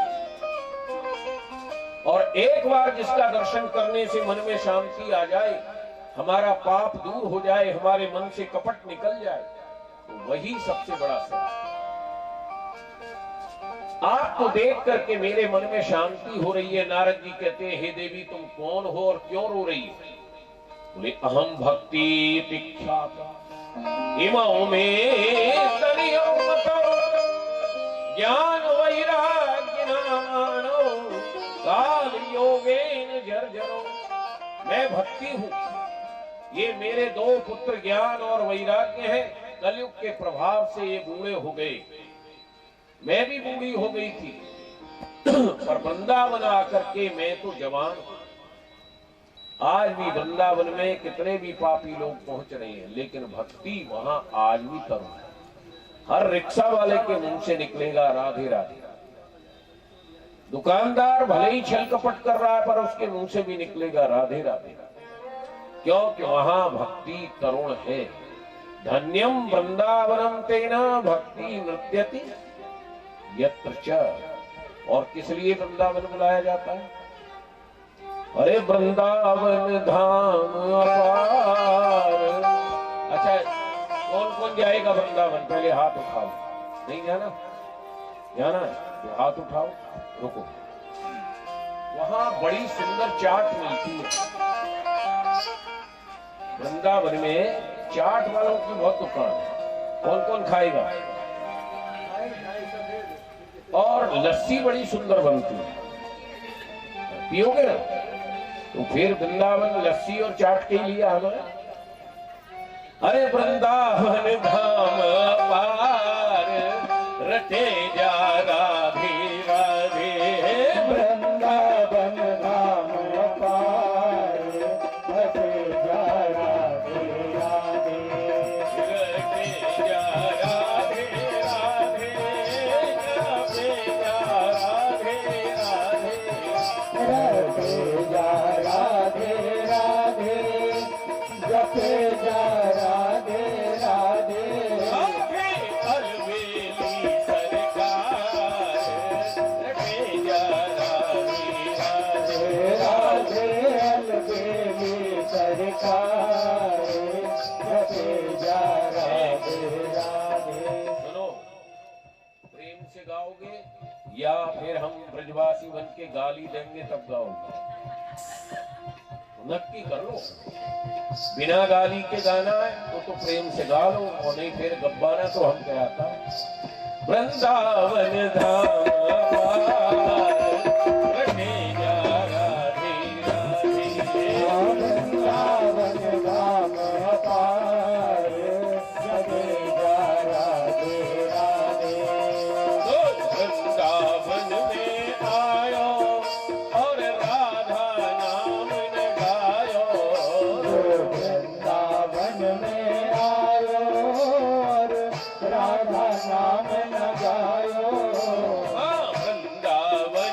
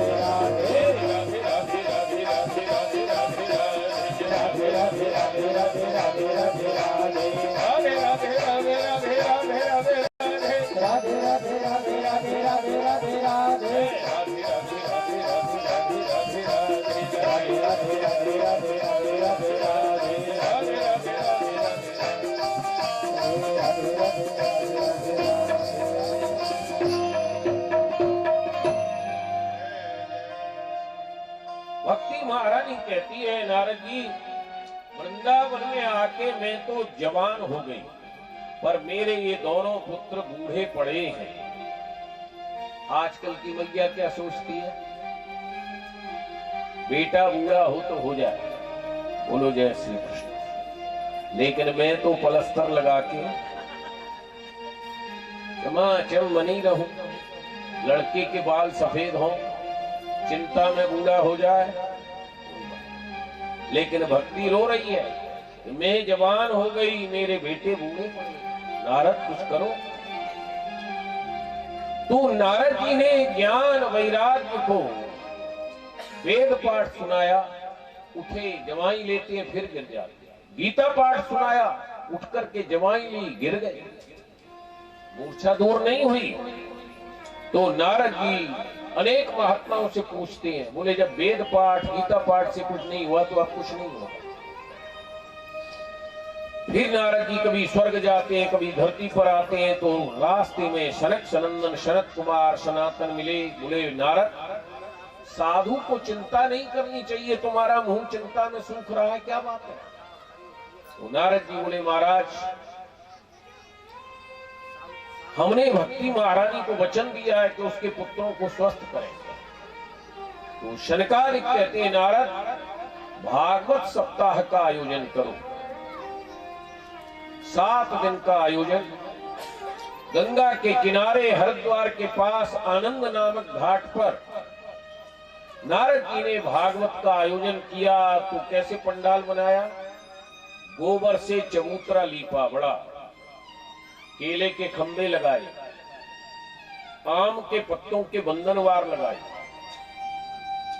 उस पर कुसा की चटाई के आसन, भक्तों के बैठने के लिए चारों ओर तुलसी के वृक्षों के बीच में गोबर से लीप करके जगह बनाई। और जिसने सुना कि भागवत होने जा रही है, बड़े बड़े ऋषि व्यास, च्यवन, गौतम, अत्रि, वशिष्ठ, भागवत के लिए निमंत्रण कार्ड की प्रतीक्षा नहीं करनी चाहिए। हमारे पास क्या निमंत्रण भेजा है राम कुमार ने, संजय ने, जो हम जाएं? नहीं। यदि पता लगे कि हमारे यहाँ भागवत हो रही है, हमारे नगर में, हमारे गांव में, तो बिना बुलाए जाना चाहिए। जब नारद जी ने भागवत का आयोजन किया, किसी को निमंत्रण नहीं दिया था, सब अपने आप दौड़ दौड़ करके पहुंचे। भागवत हो रही, क्योंकि भगवान से प्रेम होना चाहिए। और प्रेम कब होगा? जब भागवत रूपी प्रेम की नगरी में आओ। जो प्रेम नगर से गुजरा नहीं, प्रीतम का ठिकाना क्या जाने। जो प्रेम नगर से गुजरा नहीं, वो सबका ठिकाना क्या जाने। जो प्रेम नगर से गुजरा नहीं, प्रीतम का ठिकाना क्या जाने। जो प्रेम नगर से गुजरा नहीं, वो प्रीतम का ठिकाना क्या जाने। प्रेम नगर से गुजरा नहीं, जो प्रेम नगर से गुजरा नहीं, प्रीतम का ठिकाना क्या जाने। प्रीतम का ठिकाना क्या जाने। कभी प्रेम किया ही नहीं, जिसने कभी प्रेम किया ही नहीं, वो परमेश्वर को क्या जाने। क्या जाने। प्रेम नगर से गुजरा नहीं, प्रेम नगर से गुजरा नहीं, प्रीतम का ठिकाना क्या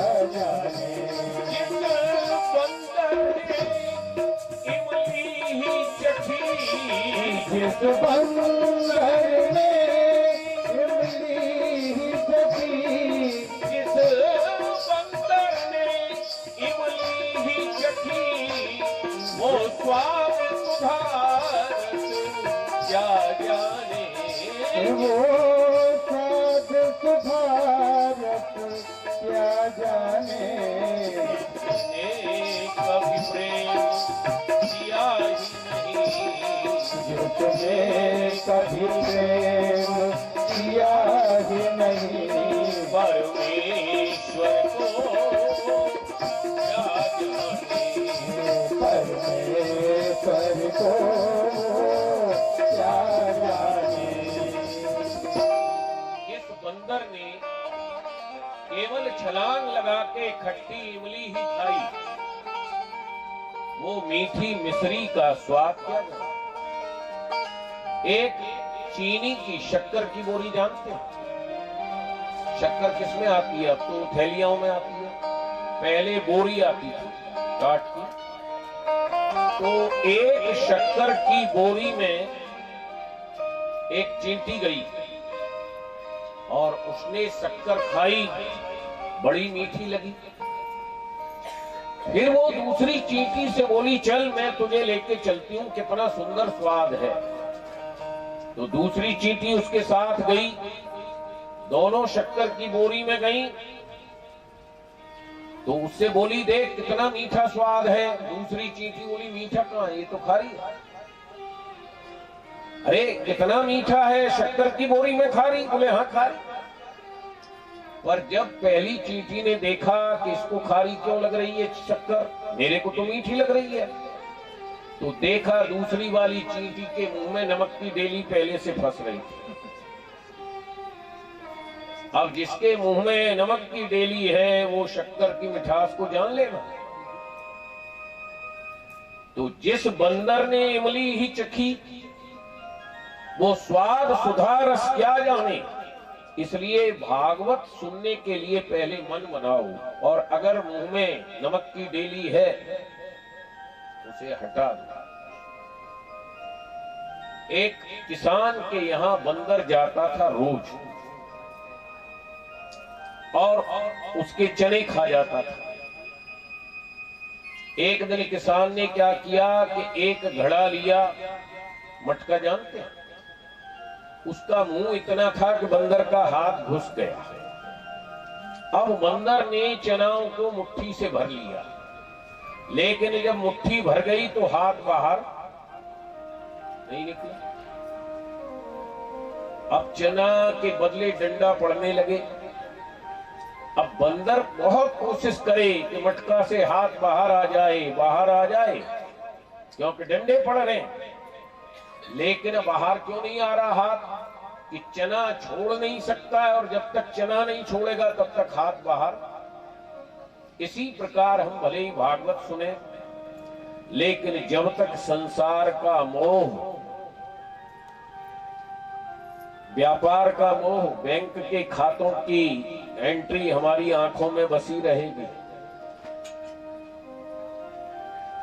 आज हम जाते तो वो काम पूरा हो जाता, यहां बिठा लिया, संतोष वैष्णव ने कहा भागवत करो, और महाराज जी आ गए वृंदावन से, कितना काम बिगड़ गया। तो जब तक उस मोह को नहीं त्यागोगे तब तक शक्कर की बोरी में आने के बाद भी शक्कर का स्वाद नहीं। तो भागवत के रस के लंपट लोग दौड़े, भागवत हो रही है उसके लिए कोई निमंत्रण नहीं। हाँ, आयोजक को क्या चाहिए कि भागवत की सूचना कर दो, हमारे यहाँ भागवत हो रही है, फिर जो आए उनको प्रसाद देने की व्यवस्था रखो, बैठने की व्यवस्था करो। जैसे नारद जी ने चबूतरा लीपा, मैदान लीपा, कथा का प्रसाद सबके मुंह में जाना चाहिए। लोग कहते हैं महाराज जी हमारे रिश्तेदार नहीं आएंगे, हम भागवत क्यों कराएं? कैसे कराएं? अरे क्या है, जिसको आना है वो आएगा, जिसको नहीं आना है नहीं आएगा। आ जाए तो उसके रहने प्रसाद की व्यवस्था करो, नहीं आए तो हर इच्छा। कोई अमृत नहीं पीना चाहता है तो क्या उसके बदले हम भी नहीं पिएंगे? किसी को विष पसंद है और वो नहीं अमृत पीना चाहता है, तो उसके लिए हम कब तक प्रतीक्षा करेंगे? हमें जब अवसर मिले तब हमको सत्संग का लाभ लेना चाहिए। तो नारद जी ने आयोजन किया, और उस आयोजन में कौन सी भागवत हुई थी? शनक, सनंदन, शरत कुमार चारों भाई, चारों भाई बैठ गए आसन पर, और आसन पर बैठने के बाद भागवत प्रारंभ हुई और उस भागवत में क्या हो रहा था जरा बताइए। पंडाल बना नहीं, केलाओं के खंभे से। और सबसे पहले एक ढोल मंगाई गई। ढोल लेके कौन आया? इंद्रो वादीन मृदंग। देवराज इंद्र मृदंग लेके आए। राग करता अर्जुन, अलाप लेने के लिए अर्जुन आए। कांशधारी च उद्धव, उद्धव जी मजीरा बजाने आए। वीणाधारी सुरर्षि, देवर्षि नारद ने वीणा ली। और फिर भागवत हुई। श्री कृष्ण गोविंद हरे मुरारे, हे नाथ नारायण वासुदेव। श्री कृष्ण गोविंद हरे मुरारे, हे नाथ नारायण वासुदेवा। हे नाथ नारायण वासुदेवा। हे नाथ नारायण वासुदेवा। हे नाथ नारायण वासुदेवा। हे नाथ नारायण वासुदेवा। श्री कृष्ण गोविंद हरे मुरारे, हे नाथ बोलिए। वासुदेवा। हे मंगलदाह श्रवणो घर में, हे मंगलदाह घर में प्रकाशमाने ऋषि सभाया। सभायाम् आश्चर्यमेकं सम्भूतदानि शरणोच्यते शरणसौनकम्। श्री कृष्ण गोविंद हरे मुरारे, हे नाथ नारायण वासुदेवा। हे भक्ति सुतो कर्णो गृहीत्वा, भक्ति सुतौ तौ करुणो गृहीता। प्रेमैक रूपा सहसा विरासी। प्रेमैक रूपा सहसा विरासी। श्री कृष्ण गोविंद हरे मुरारे, श्री कृष्ण गोविंद हरे मुरारे। नाथेति नामानि मोर वदन्ते। नाथेति नामानि मोर वदन्ति। तं जगता भागवता प्रभूषं सुचारुवेशं ददृशु सदस्या। कृष्ण गोविंद हरे मुरारे, हे नाथ नारायण वासुदेवा।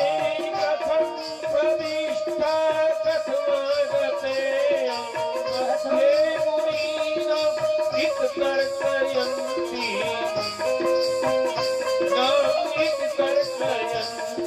श्री कृष्ण गोविंद हरे मुरारे, हे नाथ नारायण वासुदेवा। हे श्री कृष्ण गोविंद हरे मुरारे, हे नाथ श्री कृष्ण गोविंद हरे मुरारे, हे नाथ नारायण वासुदेवा। जब कीर्तन चल रहा था तो लोग चिल्लाने लगे, आ गए आ गए आ गए। अब लोग देखने लगे, आ गए कौन आ गए? तो देखा भक्ति ज्ञान वैराग्य उस कथा में आके नृत्य कर रहे। भक्ति महारानी कहाँ पड़ी थी बताओ जरा? वृंदावन में। और कथा कहाँ हो रही थी? हरिद्वार में। रोगी पड़ा है वृंदावन में और औषधि दी जा रही है हरिद्वार में, और रोगी ठीक होकर के नाचता हुआ हरिद्वार पहुंचा। अभी साइंस में है कोई ऐसा इंजेक्शन कि रोगी रायपुर में पड़ा हो और यहां लगाया जाए तो वो ठीक हो जाए? ये केवल परमात्मा की ही कृपा है कि वृंदावन में ज्ञान वैराग्य मूर्छित पड़े थे और हरिद्वार में भागवत हो रही थी और तीनों ठीक होकर के और हरिद्वार जाकर के नृत्य कर, क्योंकि भगवान ने भागवत में प्रकट होकर के वचन दिया है,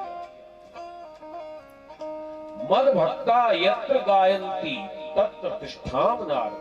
नारद, मेरा भक्त जहां मेरा कीर्तन करके गाएगा मैं वहां अवश्य पहुंचूंगा। और याद रखना, जहां भी राम कथा होती है वहां किसी न किसी रूप में हनुमान जी आते हैं, चाहे कीट पतंग के रूप में आए या आप लोगों के भेष में आके चुपचाप बैठ जाए, हनुमान जी अवश्य आए। और जहां भागवत होगी वहां पर उद्धव जी, मां सरस्वती और भगवान कृष्ण अवश्य आए, आपको दिखे न दिखे। इसीलिए जब भागवत हो तो आसपास में कोलाहल नहीं करना चाहिए। पता नहीं आपके बगल में किस रूप में बैठे हो। राम कथा हो तो हनुमान जी कहीं भी बैठे हो सकते हैं। यत्र यत्र रघुनाथ कीर्तनम तत्र तत्र कृतमस्तकांजलिम बाष्पवार परिपूर्ण लोचनम मारुतिम नमत राक्षसाम। तो कथा के मध्य में मन कथा में होना चाहिए। आपके बगल में अगर वो बैठे हैं तो उनको कष्ट होगा। इसलिए कथा का मन, कथा का चित्त एक ओर होना चाहिए। किसी भी रूप में आ सकते हैं और ये हमारा कहना नहीं है, भगवान का वचन है। भगवान ने नारद जी से कहा था कि जहां भी श्रीमद् भागवत होगी मेरे भक्त प्रेम से कीर्तन करेंगे, मैं वहां अवश्य पहुंचूंगा। धन्यम भागवती वार्ता प्रेत पीड़ा निवारणी। भागवत सुनने से प्रेत की मुक्ति हो जाती है। क्यों होती है? कि वहां भगवान आते हैं और जहां भगवान आएंगे वहां प्रेत रह नहीं सकते। तो शौनकादिक ऋषि कहते हैं महाराज नारद जी ने भक्ति ज्ञान वैराग्य का कष्ट भागवत से दूर किया, किसी और ने भी भागवत कराई और उसका कोई फल मिला? बोले हाँ। तुंगभद्रा नदी के किनारे एक ब्राह्मण रहते थे जिनका नाम था आत्मदेव। आज का युग नहीं है कि कोई भी नाम रख लो। जैसा गुण होता था वैसा नाम होता था। आत्मदेव का मतलब जिसकी आत्मा देवता के समान पवित्र, वो आत्मदेव। परंतु उनकी पत्नी उतनी ही उल्टा धूर्त थी, उसका नाम था धुंधली। धुंधली किसे कहते हैं? जिसे कम दिखे। तो उसे ऊपर से तो बहुत दिखता था पर उसके हृदय के चक्षु जो थे और अपनी ही प्रशंसा करती रहती थी, ज्यादा बात करती थी, अपने को बुद्धिमान मानती थी। ब्राह्मण जितना ज्ञानी था उतनी वो अपवित्र। परिणाम एक भी संतान नहीं हुई। और तो और गाय भी बांझ हो जाती थी, गायों के बच्चे नहीं होते। जिस पेड़ को ब्राह्मण लगाता था उस पेड़ में फल नहीं आते थे। एक दिन ब्राह्मण को ग्लानि हुई कि इससे अच्छा तो मर जाऊं, पर आत्महत्या करना सबसे बड़ा पाप है। मैं जंगल में जाऊं, मुझे कोई जंतु खा लेगा तो मैं आत्महत्या से बच जाऊंगा और इस दुख से भी बच जाऊंगा। जब जंगल में गया तो आत्महत्या के बदले कोई जानवर खा ले इसलिए बैठा था। तो वहां एक संत आए, यति। उन्होंने ब्राह्मण से कहा, ब्राह्मण कथम रोदसी विप्र काते चिंता बलीयसी वद त्वं सत्वरं मह्यं स्वस्यस्य दुखस्य कारण। अरे ब्राह्मण, तुम इतने दुखी हो रहे हो, रो रहे हो, ऐसी क्या चिंता है? हमें बताओ अपने दुख का कारण। ब्राह्मण बोला, महाराज क्या बताऊं, मेरे कोई संतान नहीं, मैं जो गाय पालता हूं वो भी बांझ हो जाती है, जो पेड़ लगाता हूं वो भी निष्फल हो जाता है, ऐसा मेरा दुर्भाग्य है। बोले संतान पाके क्या करें, संतान पाके क्या करें? अच्छा एक बात बताओ, मनुष्य के कितने पैर होते हैं? आप मनुष्य है ना, है या नहीं है? नहीं है। अभी यही निश्चय नहीं है कि आप मनुष्य है कि नहीं। बताओ मनुष्य के कितने पैर होते हैं? 2। और पशु के 4। और मकड़ी के, जो मकड़ी दीवार पे जाला बुनती है उसके क्या पैर है? 8। तो जब तक हम अकेले थे तब तक हमारे कितने पैर थे? अब नहीं है। तब तक कितने पैर थे? बोलो बोलो। 2। और अब कोई साथ आ गया तब कितने हुए? बताओ ना, नहीं कथा में कैसे मन लगे। अब कितने पैर हो गए? 4। और हम 2, हमारे 2 के बाद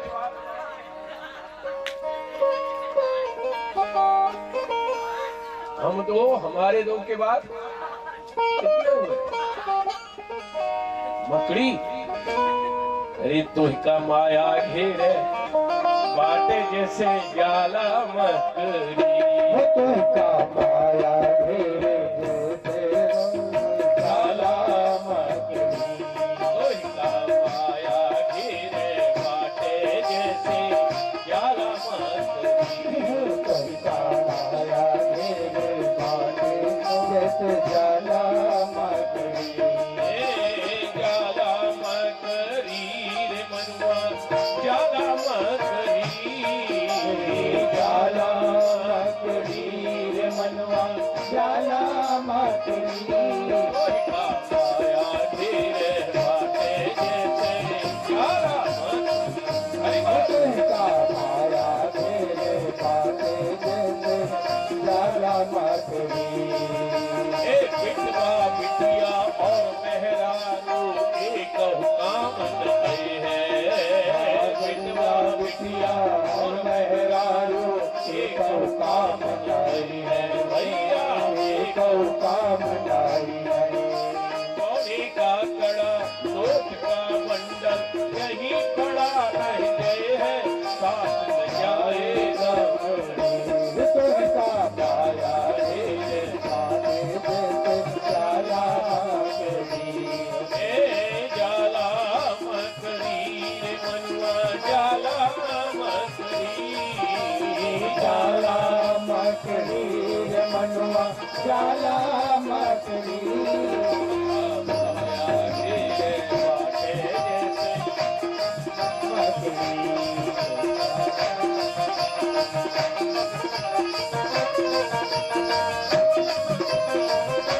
निकट जब गए है पूरा तनिक देर नहीं लगी है, प्राण निकट जब गए है तोरा तनिक देर नहीं लगी है, मनुआ तनिक देर नहीं लगी, और दुश्मन ऐसन बांध के तोरा, दुश्मन जैसन ऐसन बांध के तोरा हटवा पर ले गए है, झुके है घर के लग।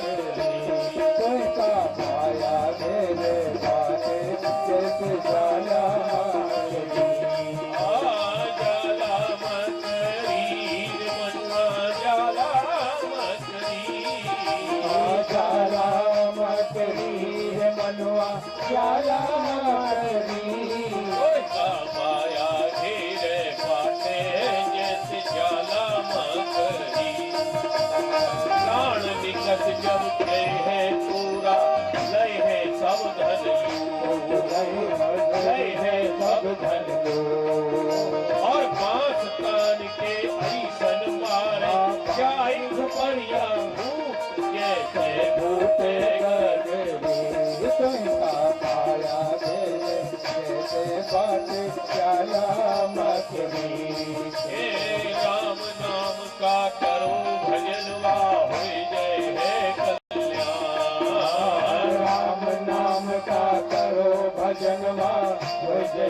कल्याण। और नाही तो एक दिन सबके सिर पे, नाही तो एक दिन सबके सिर पर काल विराजे आन धर के खूबे रगड़ी। का माया तेरे बाटे जैसे प्याला माया तेरे बाटे जैसे प्याला। अच्छा, आप कहोगे महाराज जी तो घरवाली से दूर करना चाहते हैं, हमने इसलिए बुलाए, बच्चों से दूर हो जाओ, घरवाली से दूर हो जाओ। नहीं, देखो नाव देखिए, कभी नाव देखिए पानी में चलने वाली? नहीं देखी। तो नाव कभी रेत में नहीं चलेगी, कहां चलेगी? पानी में। पर यदि नाव में पानी भर जाए तो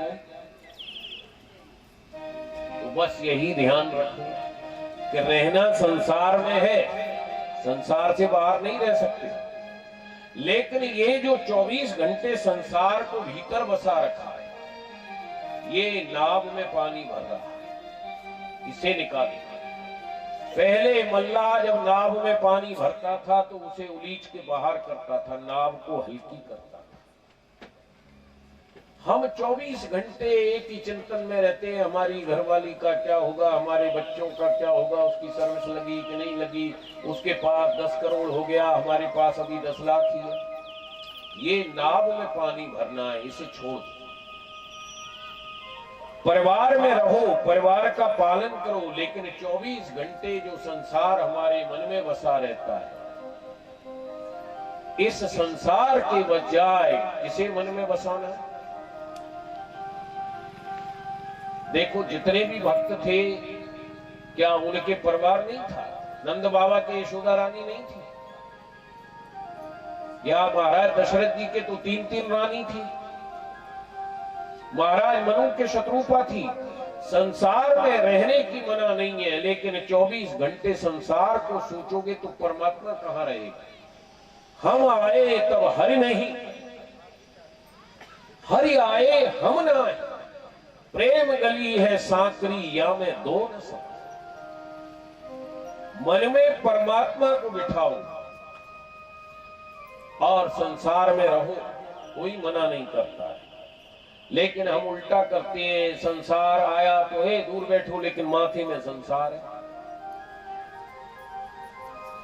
मस्तक में और हृदय में परमात्मा को बिठाओ और फिर संसार में पति के साथ रहो, पत्नी के साथ रहो, बच्चों के साथ रहो, कोई मना नहीं। लेकिन 24 घंटे हम एक ही चिंतन में रहते हैं, कल क्या होगा, शाम को क्या होगा। अरे आप क्या कर लोगे? एक व्यक्ति बोला महाराज भजन करें तो हमारे बच्चों का पालन कौन करेगा? जब आप मां की गोद में थे, हिलडुल भी नहीं सकते थे, तब किसने पालन किया आपका? बताइए, तब किसने पालन किया आपका? आपकी मां ने दूध पिलाया? यही बात है ना। अब मां है कि नहीं है? अभी यशोदा देवी है पास में, अब वो दूध क्यों नहीं पिला सकती है? मां तो अभी भी है, पर उसके स्तन में दूध नहीं है, इसलिए दूध पिलाने वाली मां नहीं है। दूध पिलाने वाला वो परमात्मा है। प्रकृति क्रियमाणानि गुणैः कर्माणि सर्वशः अहंकार मूलात्मा करता हमित मन्यते। हम सोचते हैं कि हम कर रहे हैं, हम कुछ नहीं कर रहे। करने वाला वो परमात्मा है। जब हमको दूध की जरूरत थी तो उसने मां के स्तन में दूध दिया। आज दूध की जरूरत नहीं है तो मां के स्तन में दूध नहीं है। इसी प्रकार हम केवल निमित्त मात्र हैं। जिस व्यापार में हमने करोड़ों कमाया, आज घाटा क्यों लगा? यदि हम ही करने वाले हैं तो ना हम लाभ कर सकते हैं, ना हम हानि कर सकते हैं, ना हम जीवन कर सकते हैं, ना मृत्यु। मृत्यु भी हमारे हाथ में नहीं है। हमने देखा कलकत्ते में एक माता हावड़ा के पुल से कूदी मरने के लिए, पानी ने उसे ऊपर वाला।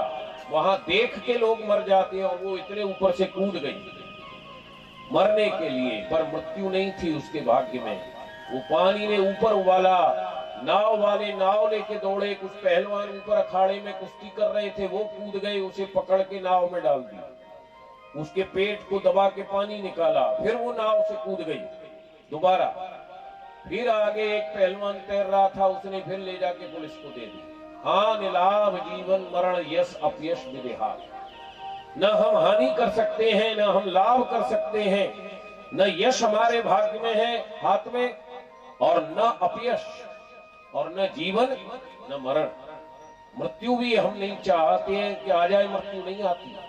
बहुत से लोग खाट में पड़े वर्षों से तरस रहे हैं, मृत्यु आए आए नहीं आती, वो उस परमात्मा के हाथ। इसलिए परिवार में रहो, परंतु मन में परिवार को मत बसाओ, मन में केवल उस परमात्मा को बसाओ।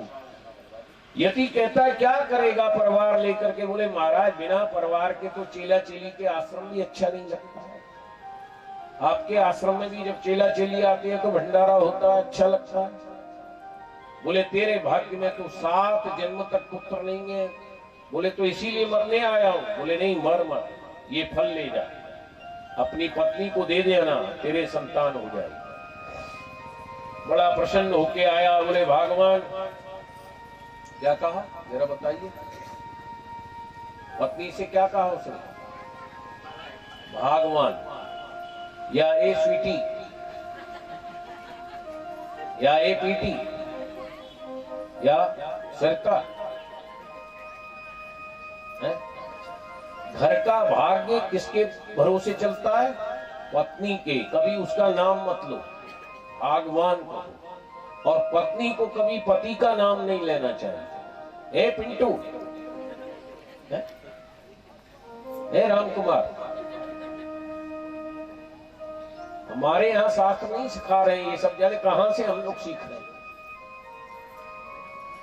पता नहीं, किसी शास्त्र ने नहीं सिखाया, किसी गुरु ने नहीं सिखाया, फिर हमें ये सब कहां से आ रहा? इस पर विचार करो, ये अच्छा नहीं है। तो ब्राह्मण गया घर में, बोले भगवान देख हम क्या लाए हैं। बोले क्या लाए हो? बोले ये फल है, इसे खाएगी तेरे संतान हो जाए। ले लिया और सोचने लगी, अरे फल खाऊंगी तो गर्भवती होके पेट बड़ा हो जाएगा, मेरी सुंदरता घट जाएगी, शरीर भारी हो जाएगा, गांव में आग लगी तो भागूंगी कैसे? और बहुत सी माताएं प्रसव के समय मर जाती हैं, मैं मर गई तो। अब उसी समय उसकी बहन आ गई। बोले क्या चिंता है? बोले देखो तेरे जीजा जी फल लाए हैं, इसे खाने से पेट में गर्भ में बालक आएगा, पर मैं नहीं चाहती, इससे तो बांझ ही अच्छी, पर तेरे जीजा जी को पुत्र चाहिए। तो बहन बोली सुन, तेरे पास पैसा बहुत है, मेरे पास पैसा नहीं। बोलो जय श्री कृष्ण। मेरे बच्चा होने वाला है, मैं अपनी ससुराल में कह दूंगी कि मेरे मरा बच्चा पैदा हुआ, तुझे दे दूंगी, तू मुझे पैसा दे देना।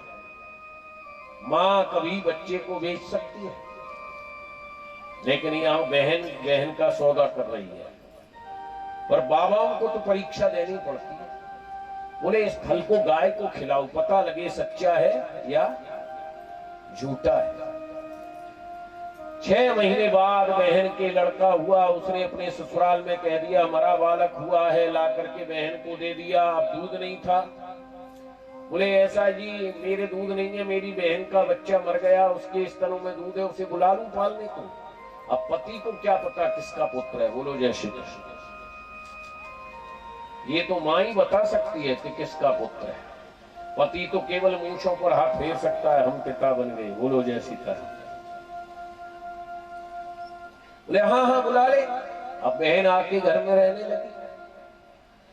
9 महीने के बाद गाय ने पुत्र पैदा किया। मनुष्य केवल कान गाय के थे। तो जब अपने पुत्र का नामकरण के लिए आत्मदेव ने पंडित बुलाए, बोले नहीं नहीं, हमने 9 महीने अपने पेट में रखा है, हमारे अनुसार नाम होगा, हम धुंधली हैं, इसका नाम धुंधकारी होगा। जैसा नाम वैसा प्रभाव। गोकर्ण का नामकरण हुआ, गाय के बच्चे का नाम गोकर्ण। कियत कालेन तौ जातो तरणो तनिया भुवौ, गोकर्ण पंडितो ज्ञानी धुंधकारी महाखल। जो गाय के संत के फल से पैदा हुए गोकर्ण जी, वो पंडित और ज्ञानी थे, और धुंधकारी महाखल। महाखल की क्या परिभाषा है बताइए राम कुमार? Definition of महाखल।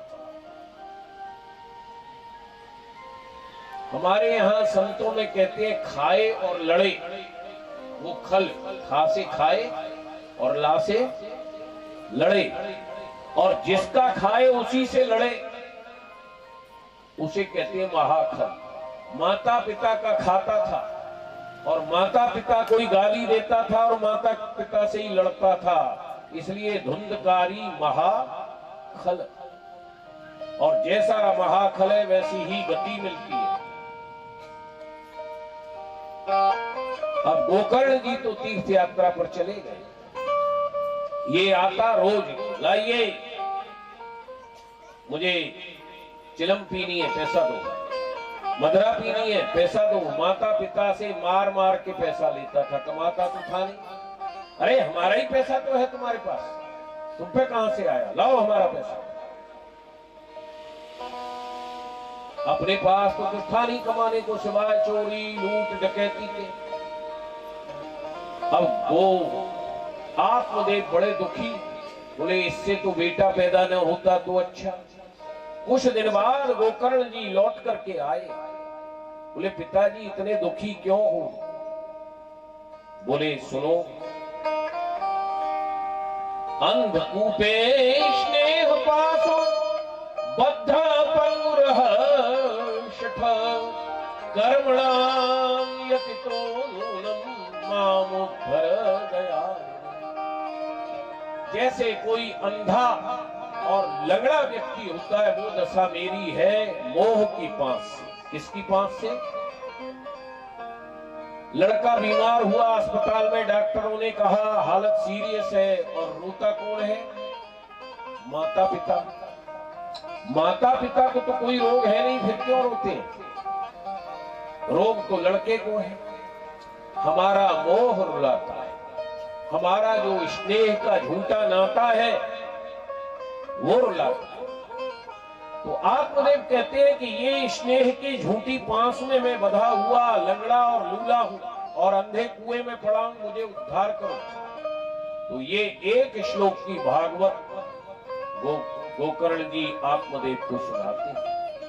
देहे सुरुधिरे अभिमतिम त्यजत्वम् जाया शुकादिषु सदा ममता विमुञ्च पश्यामिषा जगदिदं क्षणभंगनिष्ठ वैराग्य राग रसिको भव भक्त।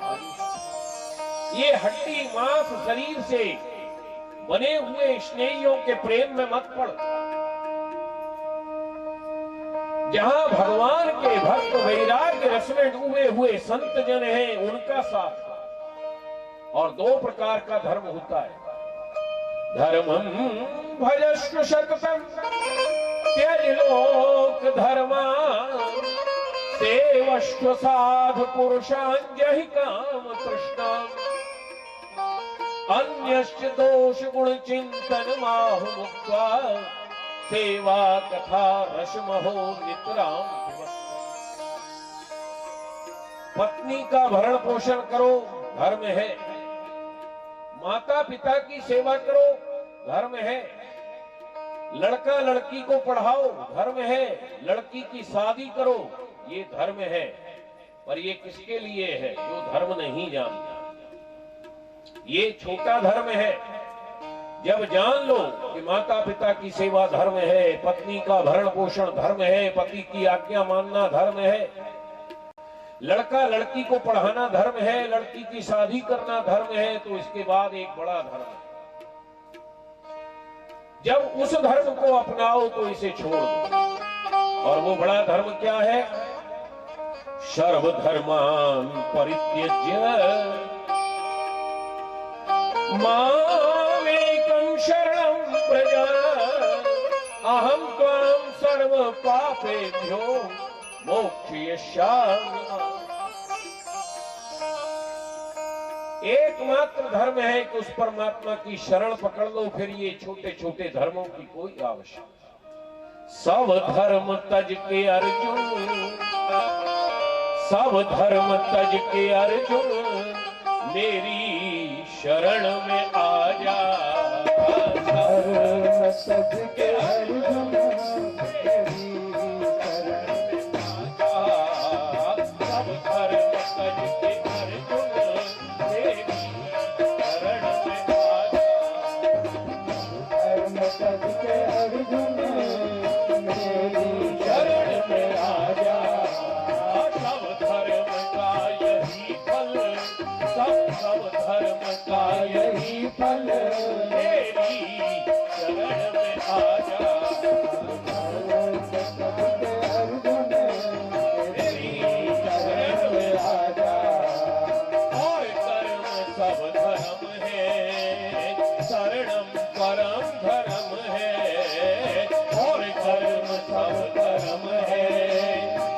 सब परम धर्म है, ये सब धर्म का परम है, हाँ सब धर्म का परम है।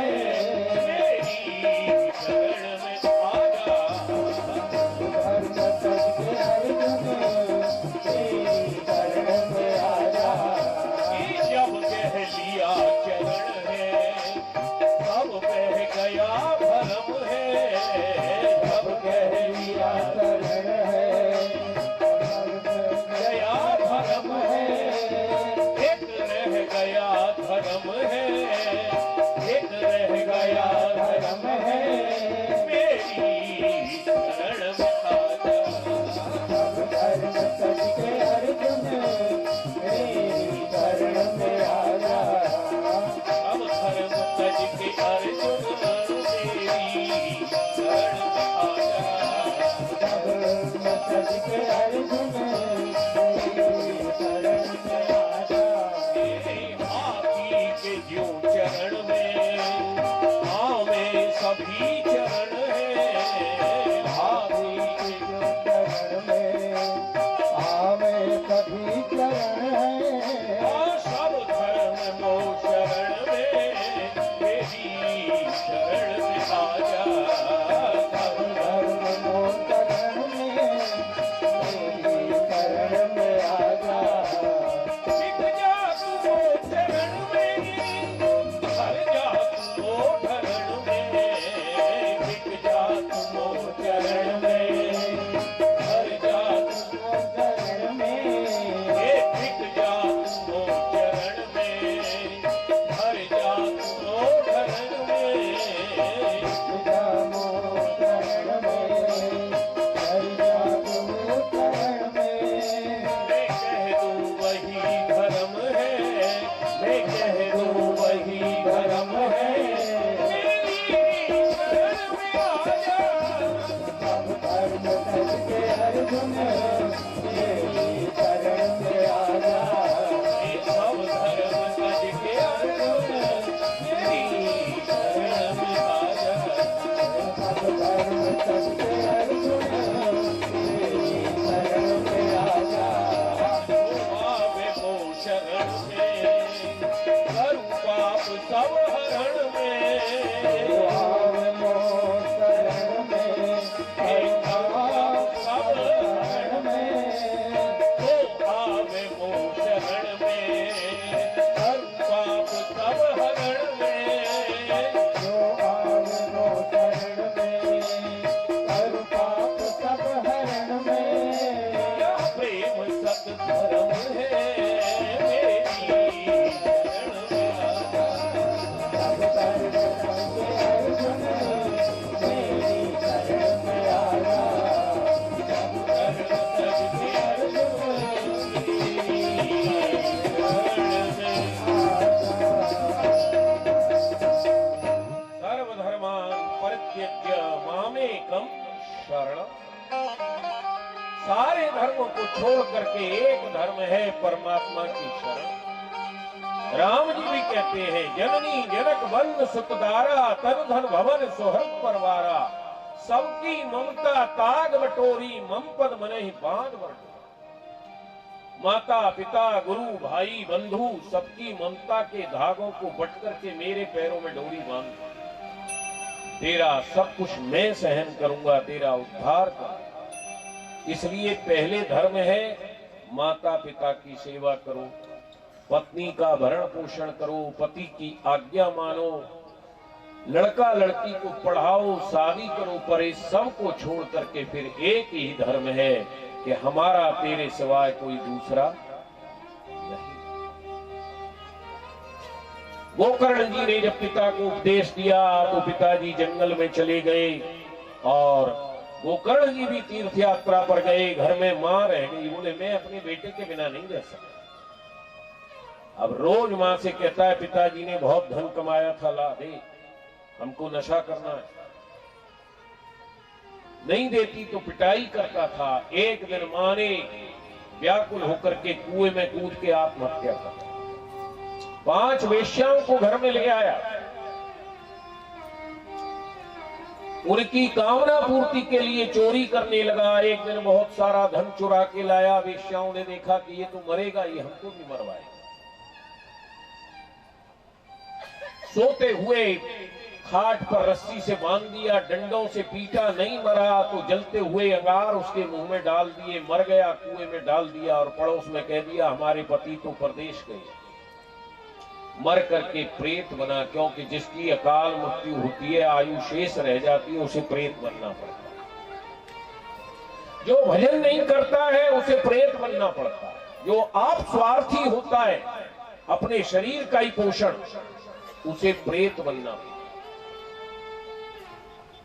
अब प्रेत बन गया।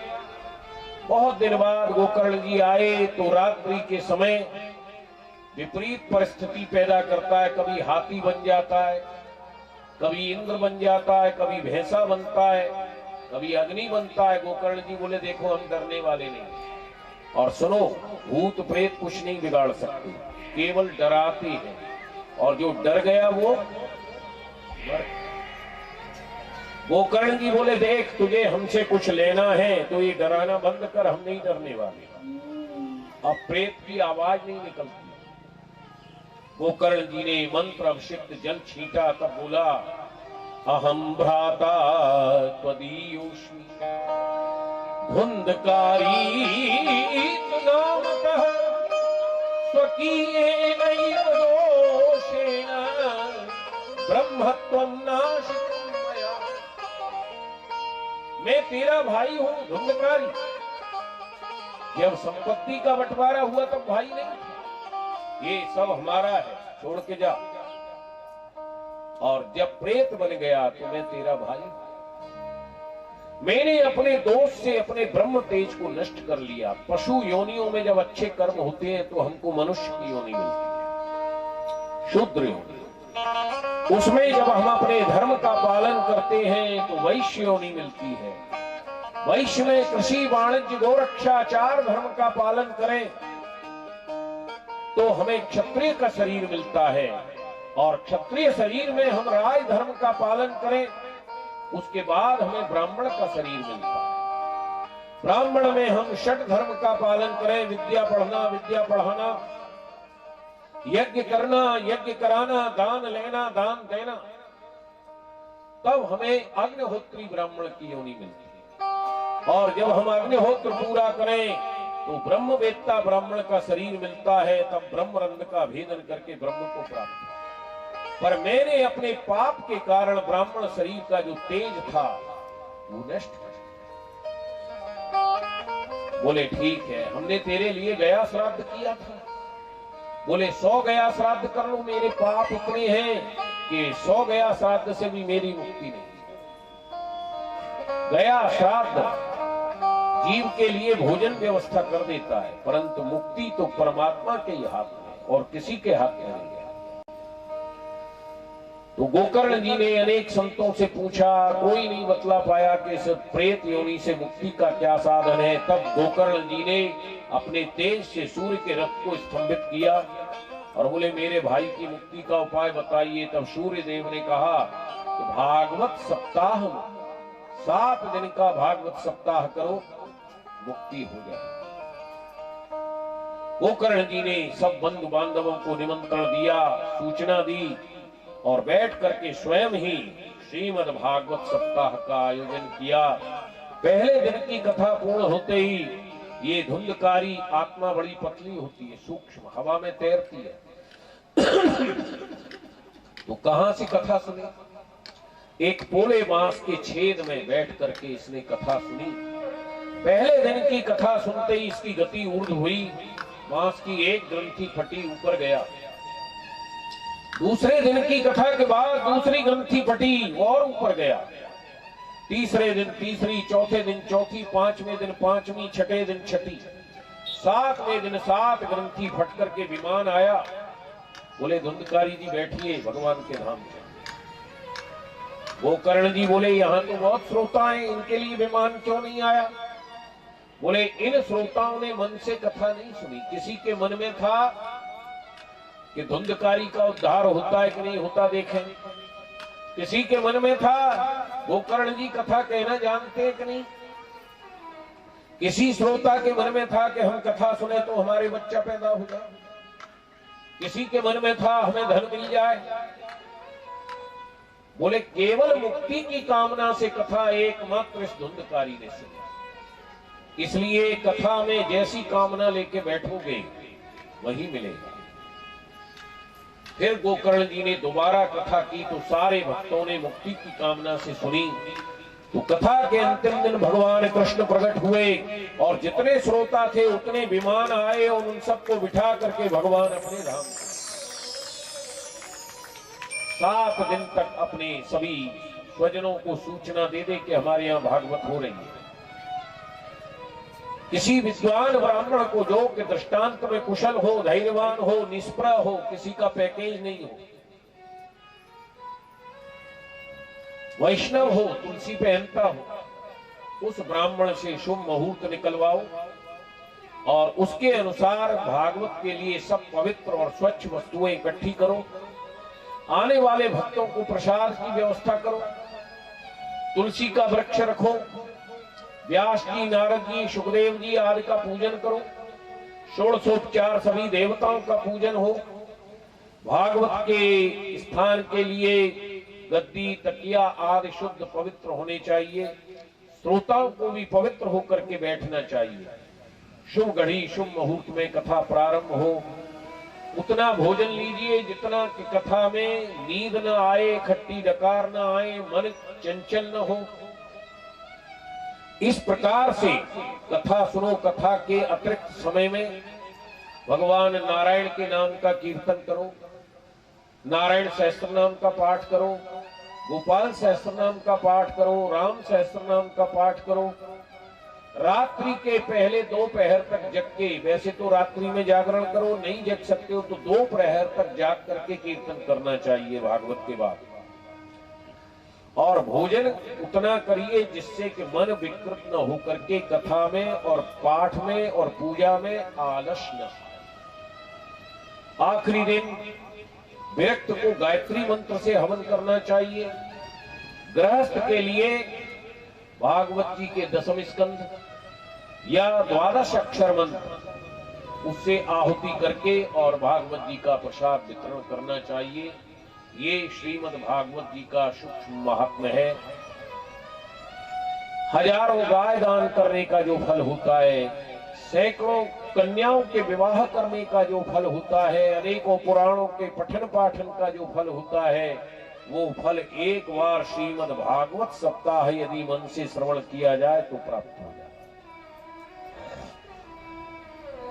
शौनकादिक पूछते महाराज, इस भागवत का निर्माण जैसे हमने बतलाया कि भगवान नारायण ने 1 अक्षर की भागवत ब्रह्मा जी को दी और ब्रह्मा जी ने इसे 4 अक्षर की करने के बाद शनकादिक को दी। शनकादिक से नारद जी ने सुनी। एक बार नारद जी जब गए सरस्वती नदी के किनारे तो देखा वेद व्यास जी बड़े शांत चित्त होकर के दुखी अवस्था में बैठे। नारद जी ने कहा, महाराज आप इतने दुखी क्यों हो रहे हो? बोले हमने 18 पुराण लिखे, 1 वेद से 4 वेद बनाए, 6 शास्त्रों का निर्माण किया, फिर भी हमारे मन में शांति नहीं है। बोले इसलिए शांति नहीं है कि आपने जो ग्रंथ लिखे उनमें उन्हीं देवताओं को प्रधान कर दिया। भगवान की भक्ति बढ़ाने वाला और भक्तों को सुख देने वाला कोई ग्रंथ नहीं है। और एक बात याद रखो, हमने 2 बार कीर्तन किया और सोचते भगवान नहीं आए। बड़ा निर्दयी है। एक बटन दबाई और जैसे बल्ब जल गया भगवान आ गए तो सच्ची बात है, नहीं तो कोई भगवान नहीं है। नारद जी कहते हैं मैंने भी दूसरे तीसरे जन्म में भगवान का दर्शन प्राप्त। बोले मेरा पहला जन्म एक दासी के यहाँ था। दासी जानते हैं, जो बर्तन चौका सफाई पोछा करती है। बोले मैं एक दासी का पुत्र था। एक ब्राह्मण के घर में मेरी माँ टैल चौका करती थी। तो उस ब्राह्मण के यहाँ कुछ संत आए, उनको देखकर मेरे मन में हुआ कि मैं भी संतों की तरह रहूं। पर मेरी माँ का मोह वो मुझे संतों के साथ नहीं जाने दे रही थी। कुछ देर बाद गौशाला में गाय का दूध निकालते समय अंधेरे में एक सर्प ने माँ को डस लिया। माँ की मृत्यु हो गई, मेरा बंधन छूट गया। मैं संतों के साथ जंगल में जाके भजन करने लगा। कंठ तक जल में सर्दी में खड़े होके भजन करता था, गर्मी में चारों ओर आग जला के भजन करता था।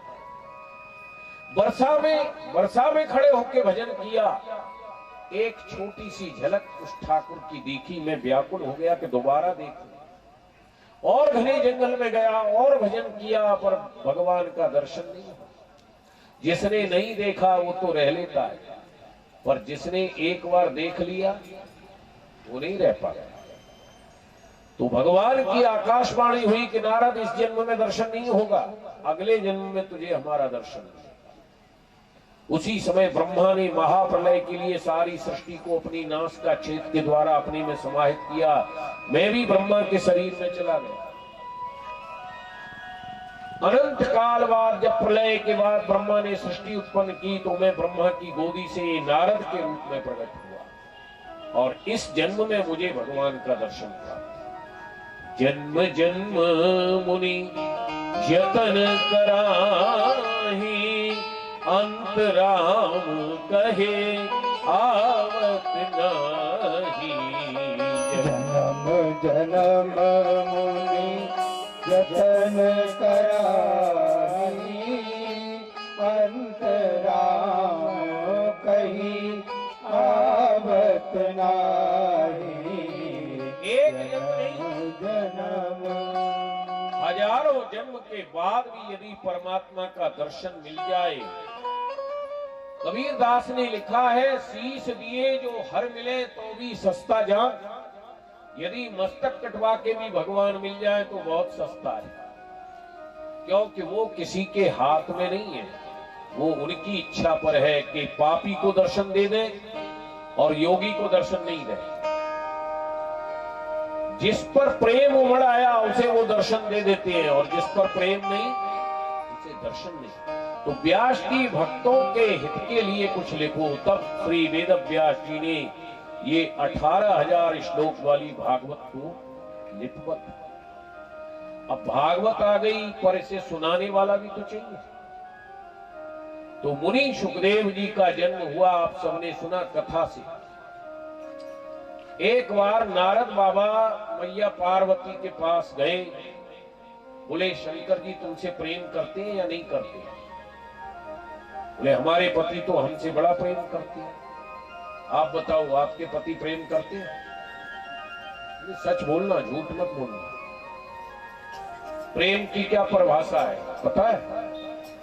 नहीं पता, हम बता दें। जो पति अपना कोई भेद पत्नी से न छुपाए, क्या? जो पति अपनी पत्नी से कोई भेद न छुपाए वो सच्चा प्रेम है।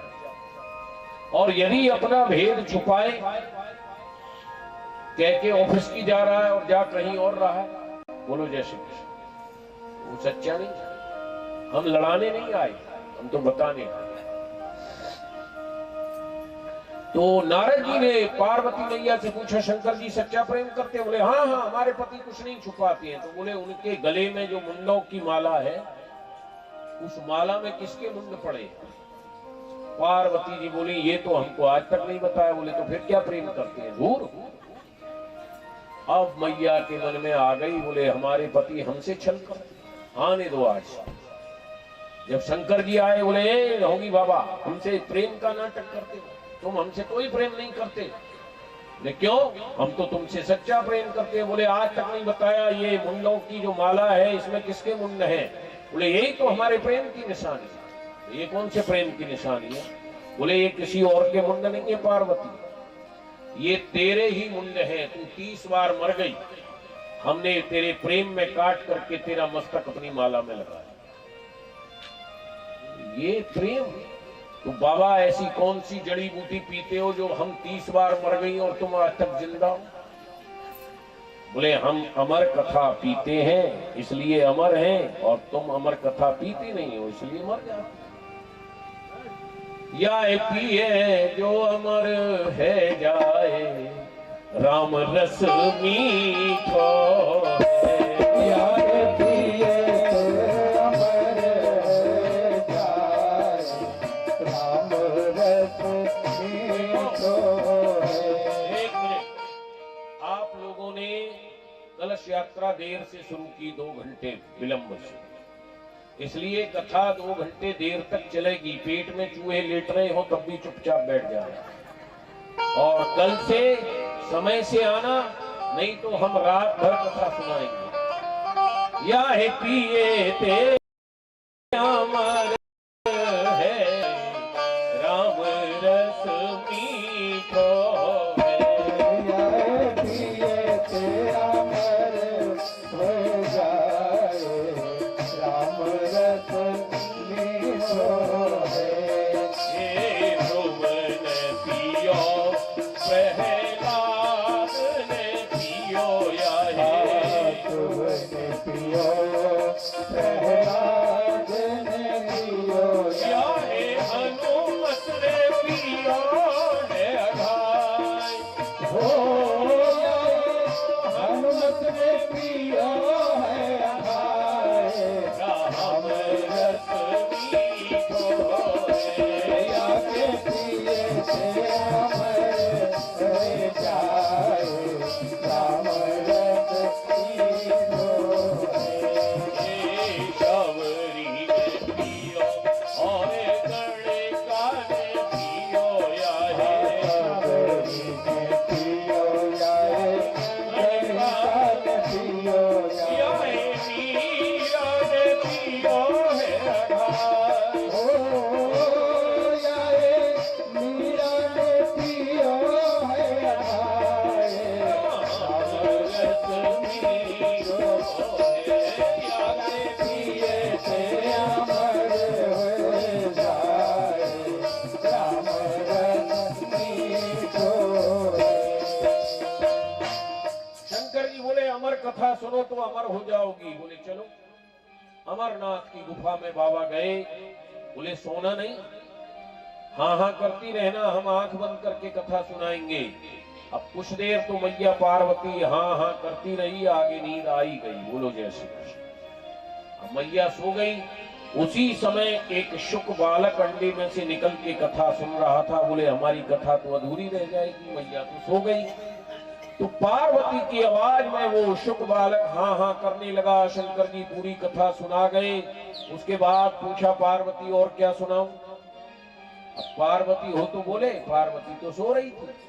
जब शंकर जी ने देखा पार्वती सो रही है तो ये हाँ हाँ कौन कर रहा था, देखा शुक का बालक। बोले चोरी से कथा सुनी, तुझे दंड दे। लेके त्रिशूल भागे, आगे आगे सुखदेव जी, पीछे पीछे शंकर जी। व्यास जी की पत्नी सत्यवती केस सुखा रही थी। जमाई आई, उनके रास्ते उधर में चले गए। शंकर जी त्रिशूल लेके खड़े हो गए। बेटा कभी तो बाहर आएगा, मारूंगा तो। व्यास जी बोले महाराज मेरी पत्नी के आगे त्रिशूल लेके क्यों खड़े। बोले इसके पेट में हमारा चोर घुसा है। बोले क्या चोरी की। बोले कथा की चोरी की। तो आपकी कथा का क्या फल है। बोले जो सुन लेगा वो अमर हो जाता है। तो बोले अब आप उसे नहीं मार सकते। उसने कथा सुन ली और वो अमर हो गया। शंकर जी लौट गए। 9 महीने बीते पर सुखदेव जी बाहर नहीं आए। 1 वर्ष बीता, बाहर नहीं आए। 2 वर्ष, 3 वर्ष, 4 वर्ष, मां का पेट बढ़ता गया। सुखदेव जी पेट से बाहर नहीं आए। 12 वर्ष बीत गए, बाहर नहीं आए। व्यास जी कहे बेटा बाहर आओ। बोले नहीं नहीं, बाहर तो डाइन डोल रही है, खा जाएगी। व्यास जी ने भगवान को बुलाया। बोले महाराज आप समझाओ, तुम्हारी पत्नी का गर्भ बढ़ रहा है और ये बाहर नहीं आ रहा। भगवान बोले सुखदेव जी बाहर आओ। बोले नहीं नहीं महाराज, बाहर तो आपकी भेजी हुई डाइन डोल रही है, खा जाएगी। कौन डाइन है। सारे जगत को नचाए रही रे, सारे जगत को नचाए रही रे, माया की चिरैया। सारे जगत को नचाए रही रे, माया की चिरैया। नच को नाच नचाए रही रे, माया की चिरैया। नच को नाच नचाए रही रे,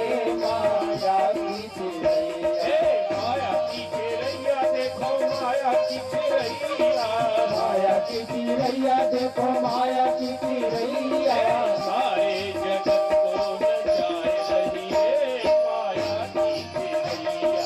सारे जगत को नचाए रही है माया की चिरैया। उड़ के चिरैया जब ब्रह्मा पे बैठी, उड़ के चिरैया जब ब्रह्मा पे बैठी सृष्टि की रचना कराए रही है माया की चिरैया। सृष्टि की रचना कराए रही है माया की चिरैया। सारे जगत को नचाए रही है माया की चिरैया। सारे जगत को नचाए रही है माया की चिरैया। उड़ के चिरैया जब शंकर पे बैठी, उड़ के चिरैया जब शंकर पे बैठी सृष्टि को नाश कराए रही है माया की चिरैया। सृष्टि को नाश कराए रही है माया की चिरैया। सारे जगत को नचाए रही है माया की चिरैया। सारे जगत को नचाए रही है माया की चिरैया। उड़ के चिरैया जब नारद पे बैठी, उनके चिरैया जब नारद पे बैठी अरे बंदर को बड़ा बनाई गई है माया की चिरैया। बंदर को टुकड़ा बनाए गई है माया की चिरैया। सारे जगत को नचाए रही है माया की चिरैया। सारे जगत को नचाए रही है माया की चिरैया। सारे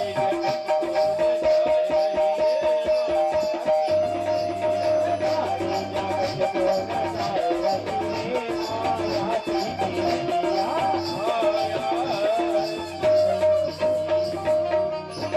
महाराज बाहर तो माया डोल रही है, माया महा ठगन हम जा, ये पकड़ लेगी। बोले नहीं सुखदेव, बोले वचन दीजिए 2 घड़ी तक माया को रोकोगे तो हम बाहर आते हैं। भगवान ने वचन दे दिया।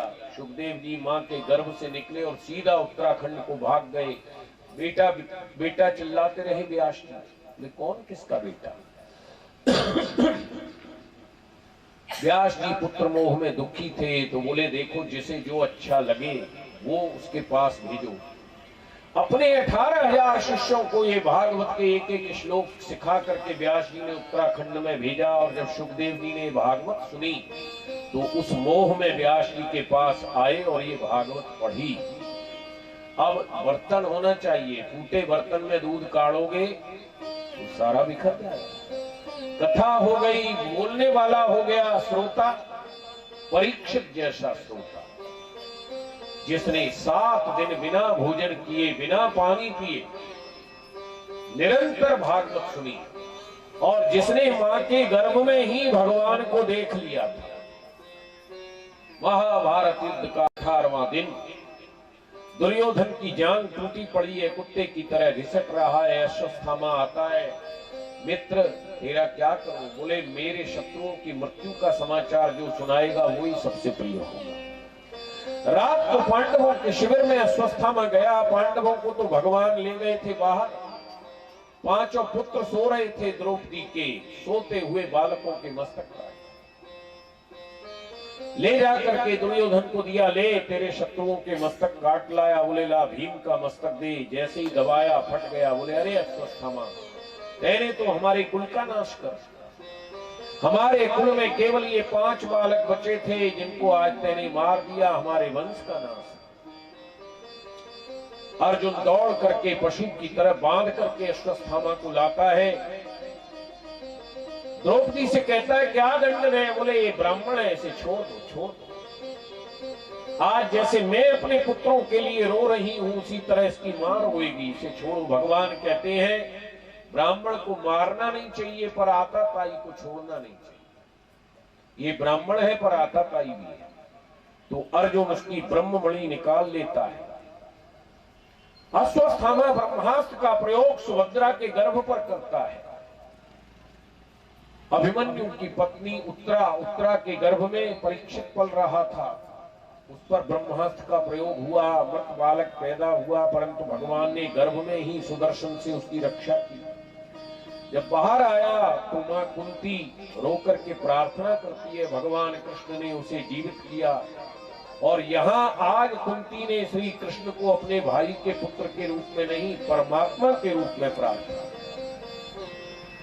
यही परीक्षित बड़े हुए और इन्होंने कलयुग का निग्रह किया।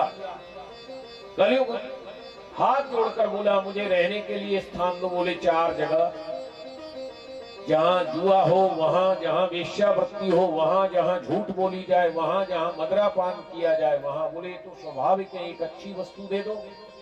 बोले जाओ सोने में, स्वर्ण में। और सोना किस प्रकार का होता है बताइए?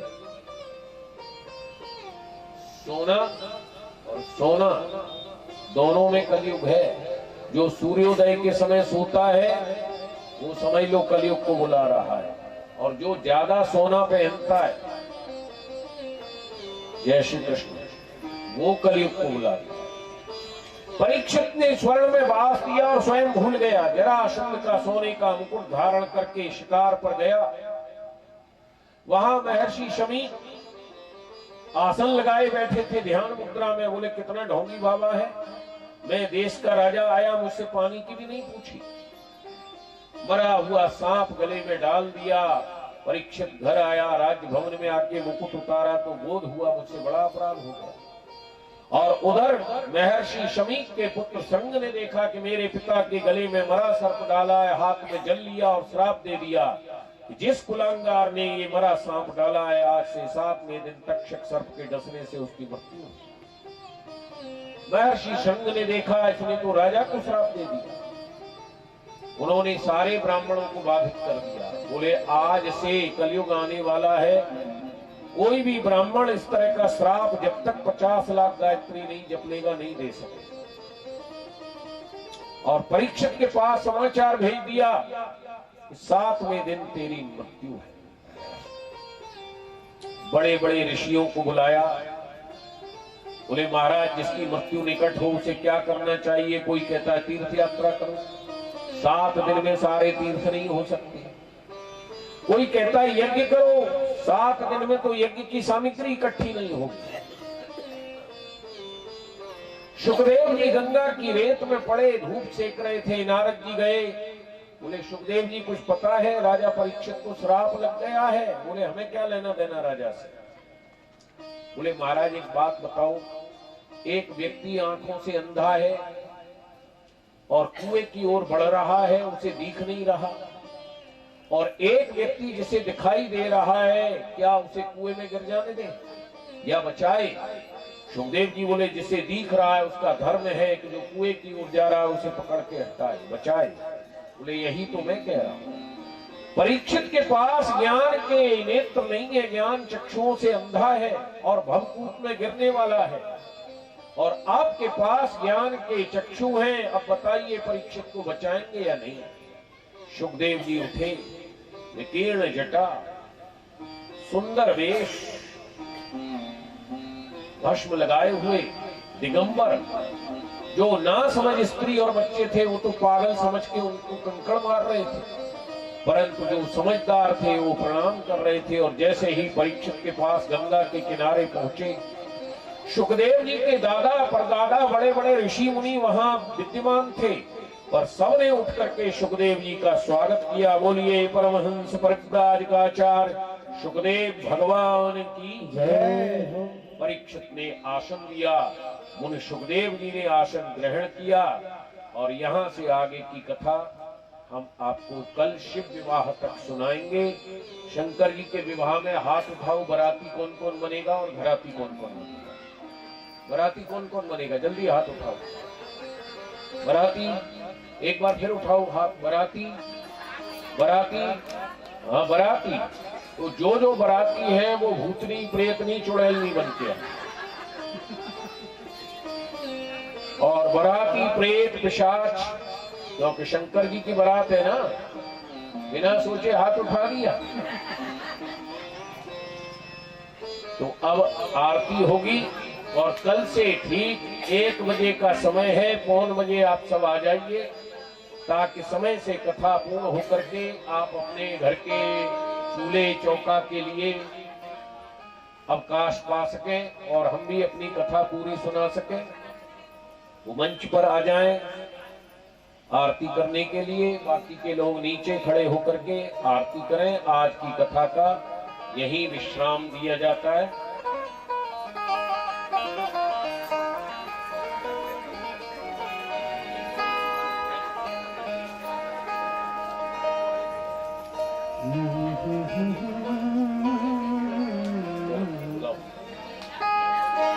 आ जाइए संजय जी, राम कुमार जी और जो उनके परिवारीजन हैं वो मंच पर आ जाएं।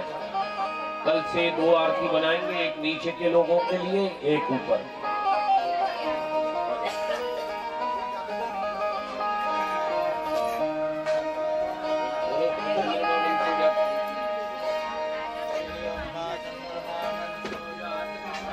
सूर्यो अजायता श्रोत्रादायश्च प्राणस्य मुखा अग्निरजायता। बिहारी तेरी आरती गाऊं, बाके बिहारी तेरी आरती गाऊं, आरती गाऊं प्यारे तुमको रिझाऊं, आरती गाऊं प्यारे तुमको रिझाऊं, बाके बिहारी तेरी आरती गाऊं, बाके बिहारी तेरी आरती गाऊं।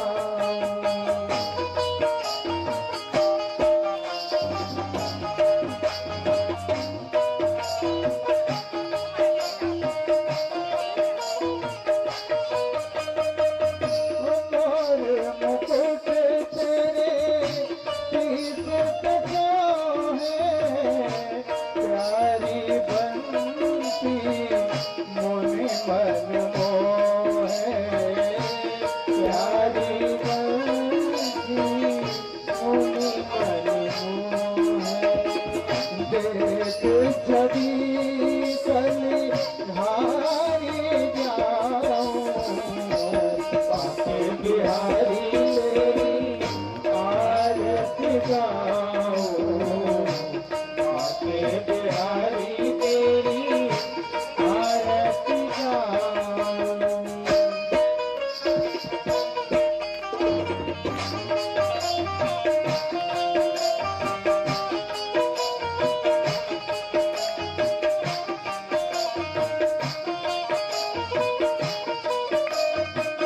चरणों से निकली है दुनिया प्यारी, जिसने तारी दुनिया तारी, जिसने तारी दुनिया तारी।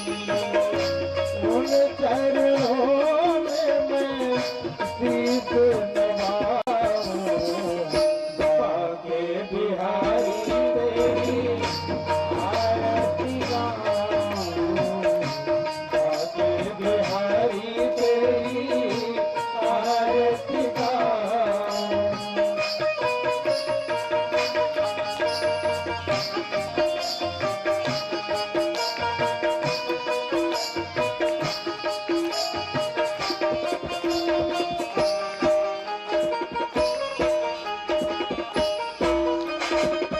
व्यास दास के नाथ आप हो, व्यास दास के नाथ आप हो। सुख दुख जीवन करे साथ आप हो, सुख दुख जीवन करे साथ आप हो। श्री चरणों में मैं बलि बन जाऊं, बाके बिहारी तेरी आरती गाऊं, बाके बिहारी तेरी आरती गाऊं।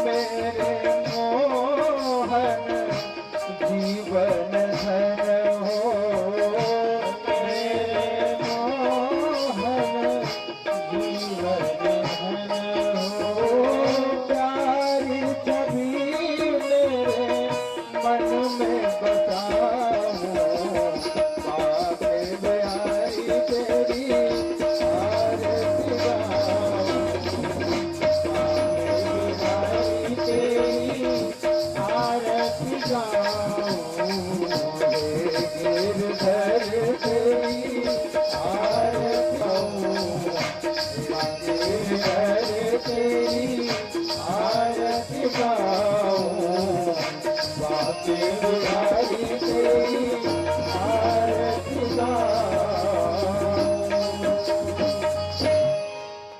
हरि ओम महादेव भव शांतिरंतरिक्षगुं शांतिः पृथ्वी शांतिरापः शांतिरोषधयः शांतिः वनस्पतयः शान्तिर्विश्वे देवाः शान्तिर्ब्रह्म शान्तिः सर्वगुं शान्तिः शान्तिरेव शान्तिः सा मा शान्तिरेधि यतो यतः समीहते ततो नो अभयं कुरु सन्नः कुर्याभ्यो भयं नः पशुभ्यः सुशान्तिर्भवतु। हरि ओम वाजयेन जमयदन्त देवास्तानि धर्माणि प्रथमान्यासन्न देहनाकं महिमानः सचन्त तत्र पूर्वे साध्याः सन्ति देवाः। हरि ओम एकदन्ताय विद्महे वक्रतुण्डाय धीमहि तन्नो दन्तिः प्रचोदयात्। हरि ओम तत्पुरुषाय विद्महे महादेवाय धीमहि तन्नो रुद्रः प्रचोदयात्। हरि ओम गणाम्बिकायै च विद्महे सर्वशक्त्यै च धीमहि तन्नो गौरी प्रचोदयात्। हरि ओम नन्दनन्दनाय विद्महे यशोदानन्दनाय धीमहि तन्नो कृष्णः प्रचोदयात्। हरि ओम वृषभानुजायै च विद्महे कृष्णवल्लभायै च धीमहि तन्नो श्रीराधा प्रचोदयात्। हरि ओम अंजनेजाय विद्महे वायुपुत्राय धीमहि तन्नो हनुमत् प्रचोदयात्। सेवन्ति कामकुलचम्पकपाटलाब्जै पुन्नागजातिकरवीररसालपुस्तै पूर्वाप्रवाल तुलसीदलमञ्जरीभिस्त्वां पूजयामि नारायण मे प्रसीद। नानासुगन्धिपुष्पाणि यथा कालोद्भवानि च पुष्पाञ्जलिर्मया दत्ता गृहाण परमेश्वर मन्त्रपुष्पाञ्जलिं समर्पयामि।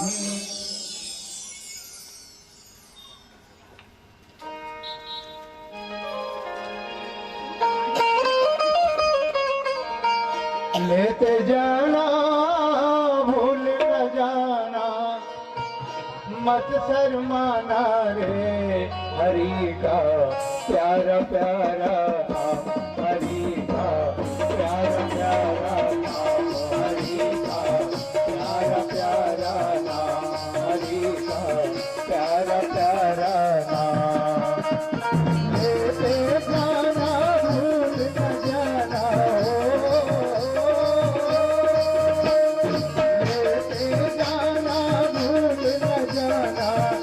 शर्माना रे हरि का प्यारा प्यारा नाम, हरि का प्यारा प्यारा नाम।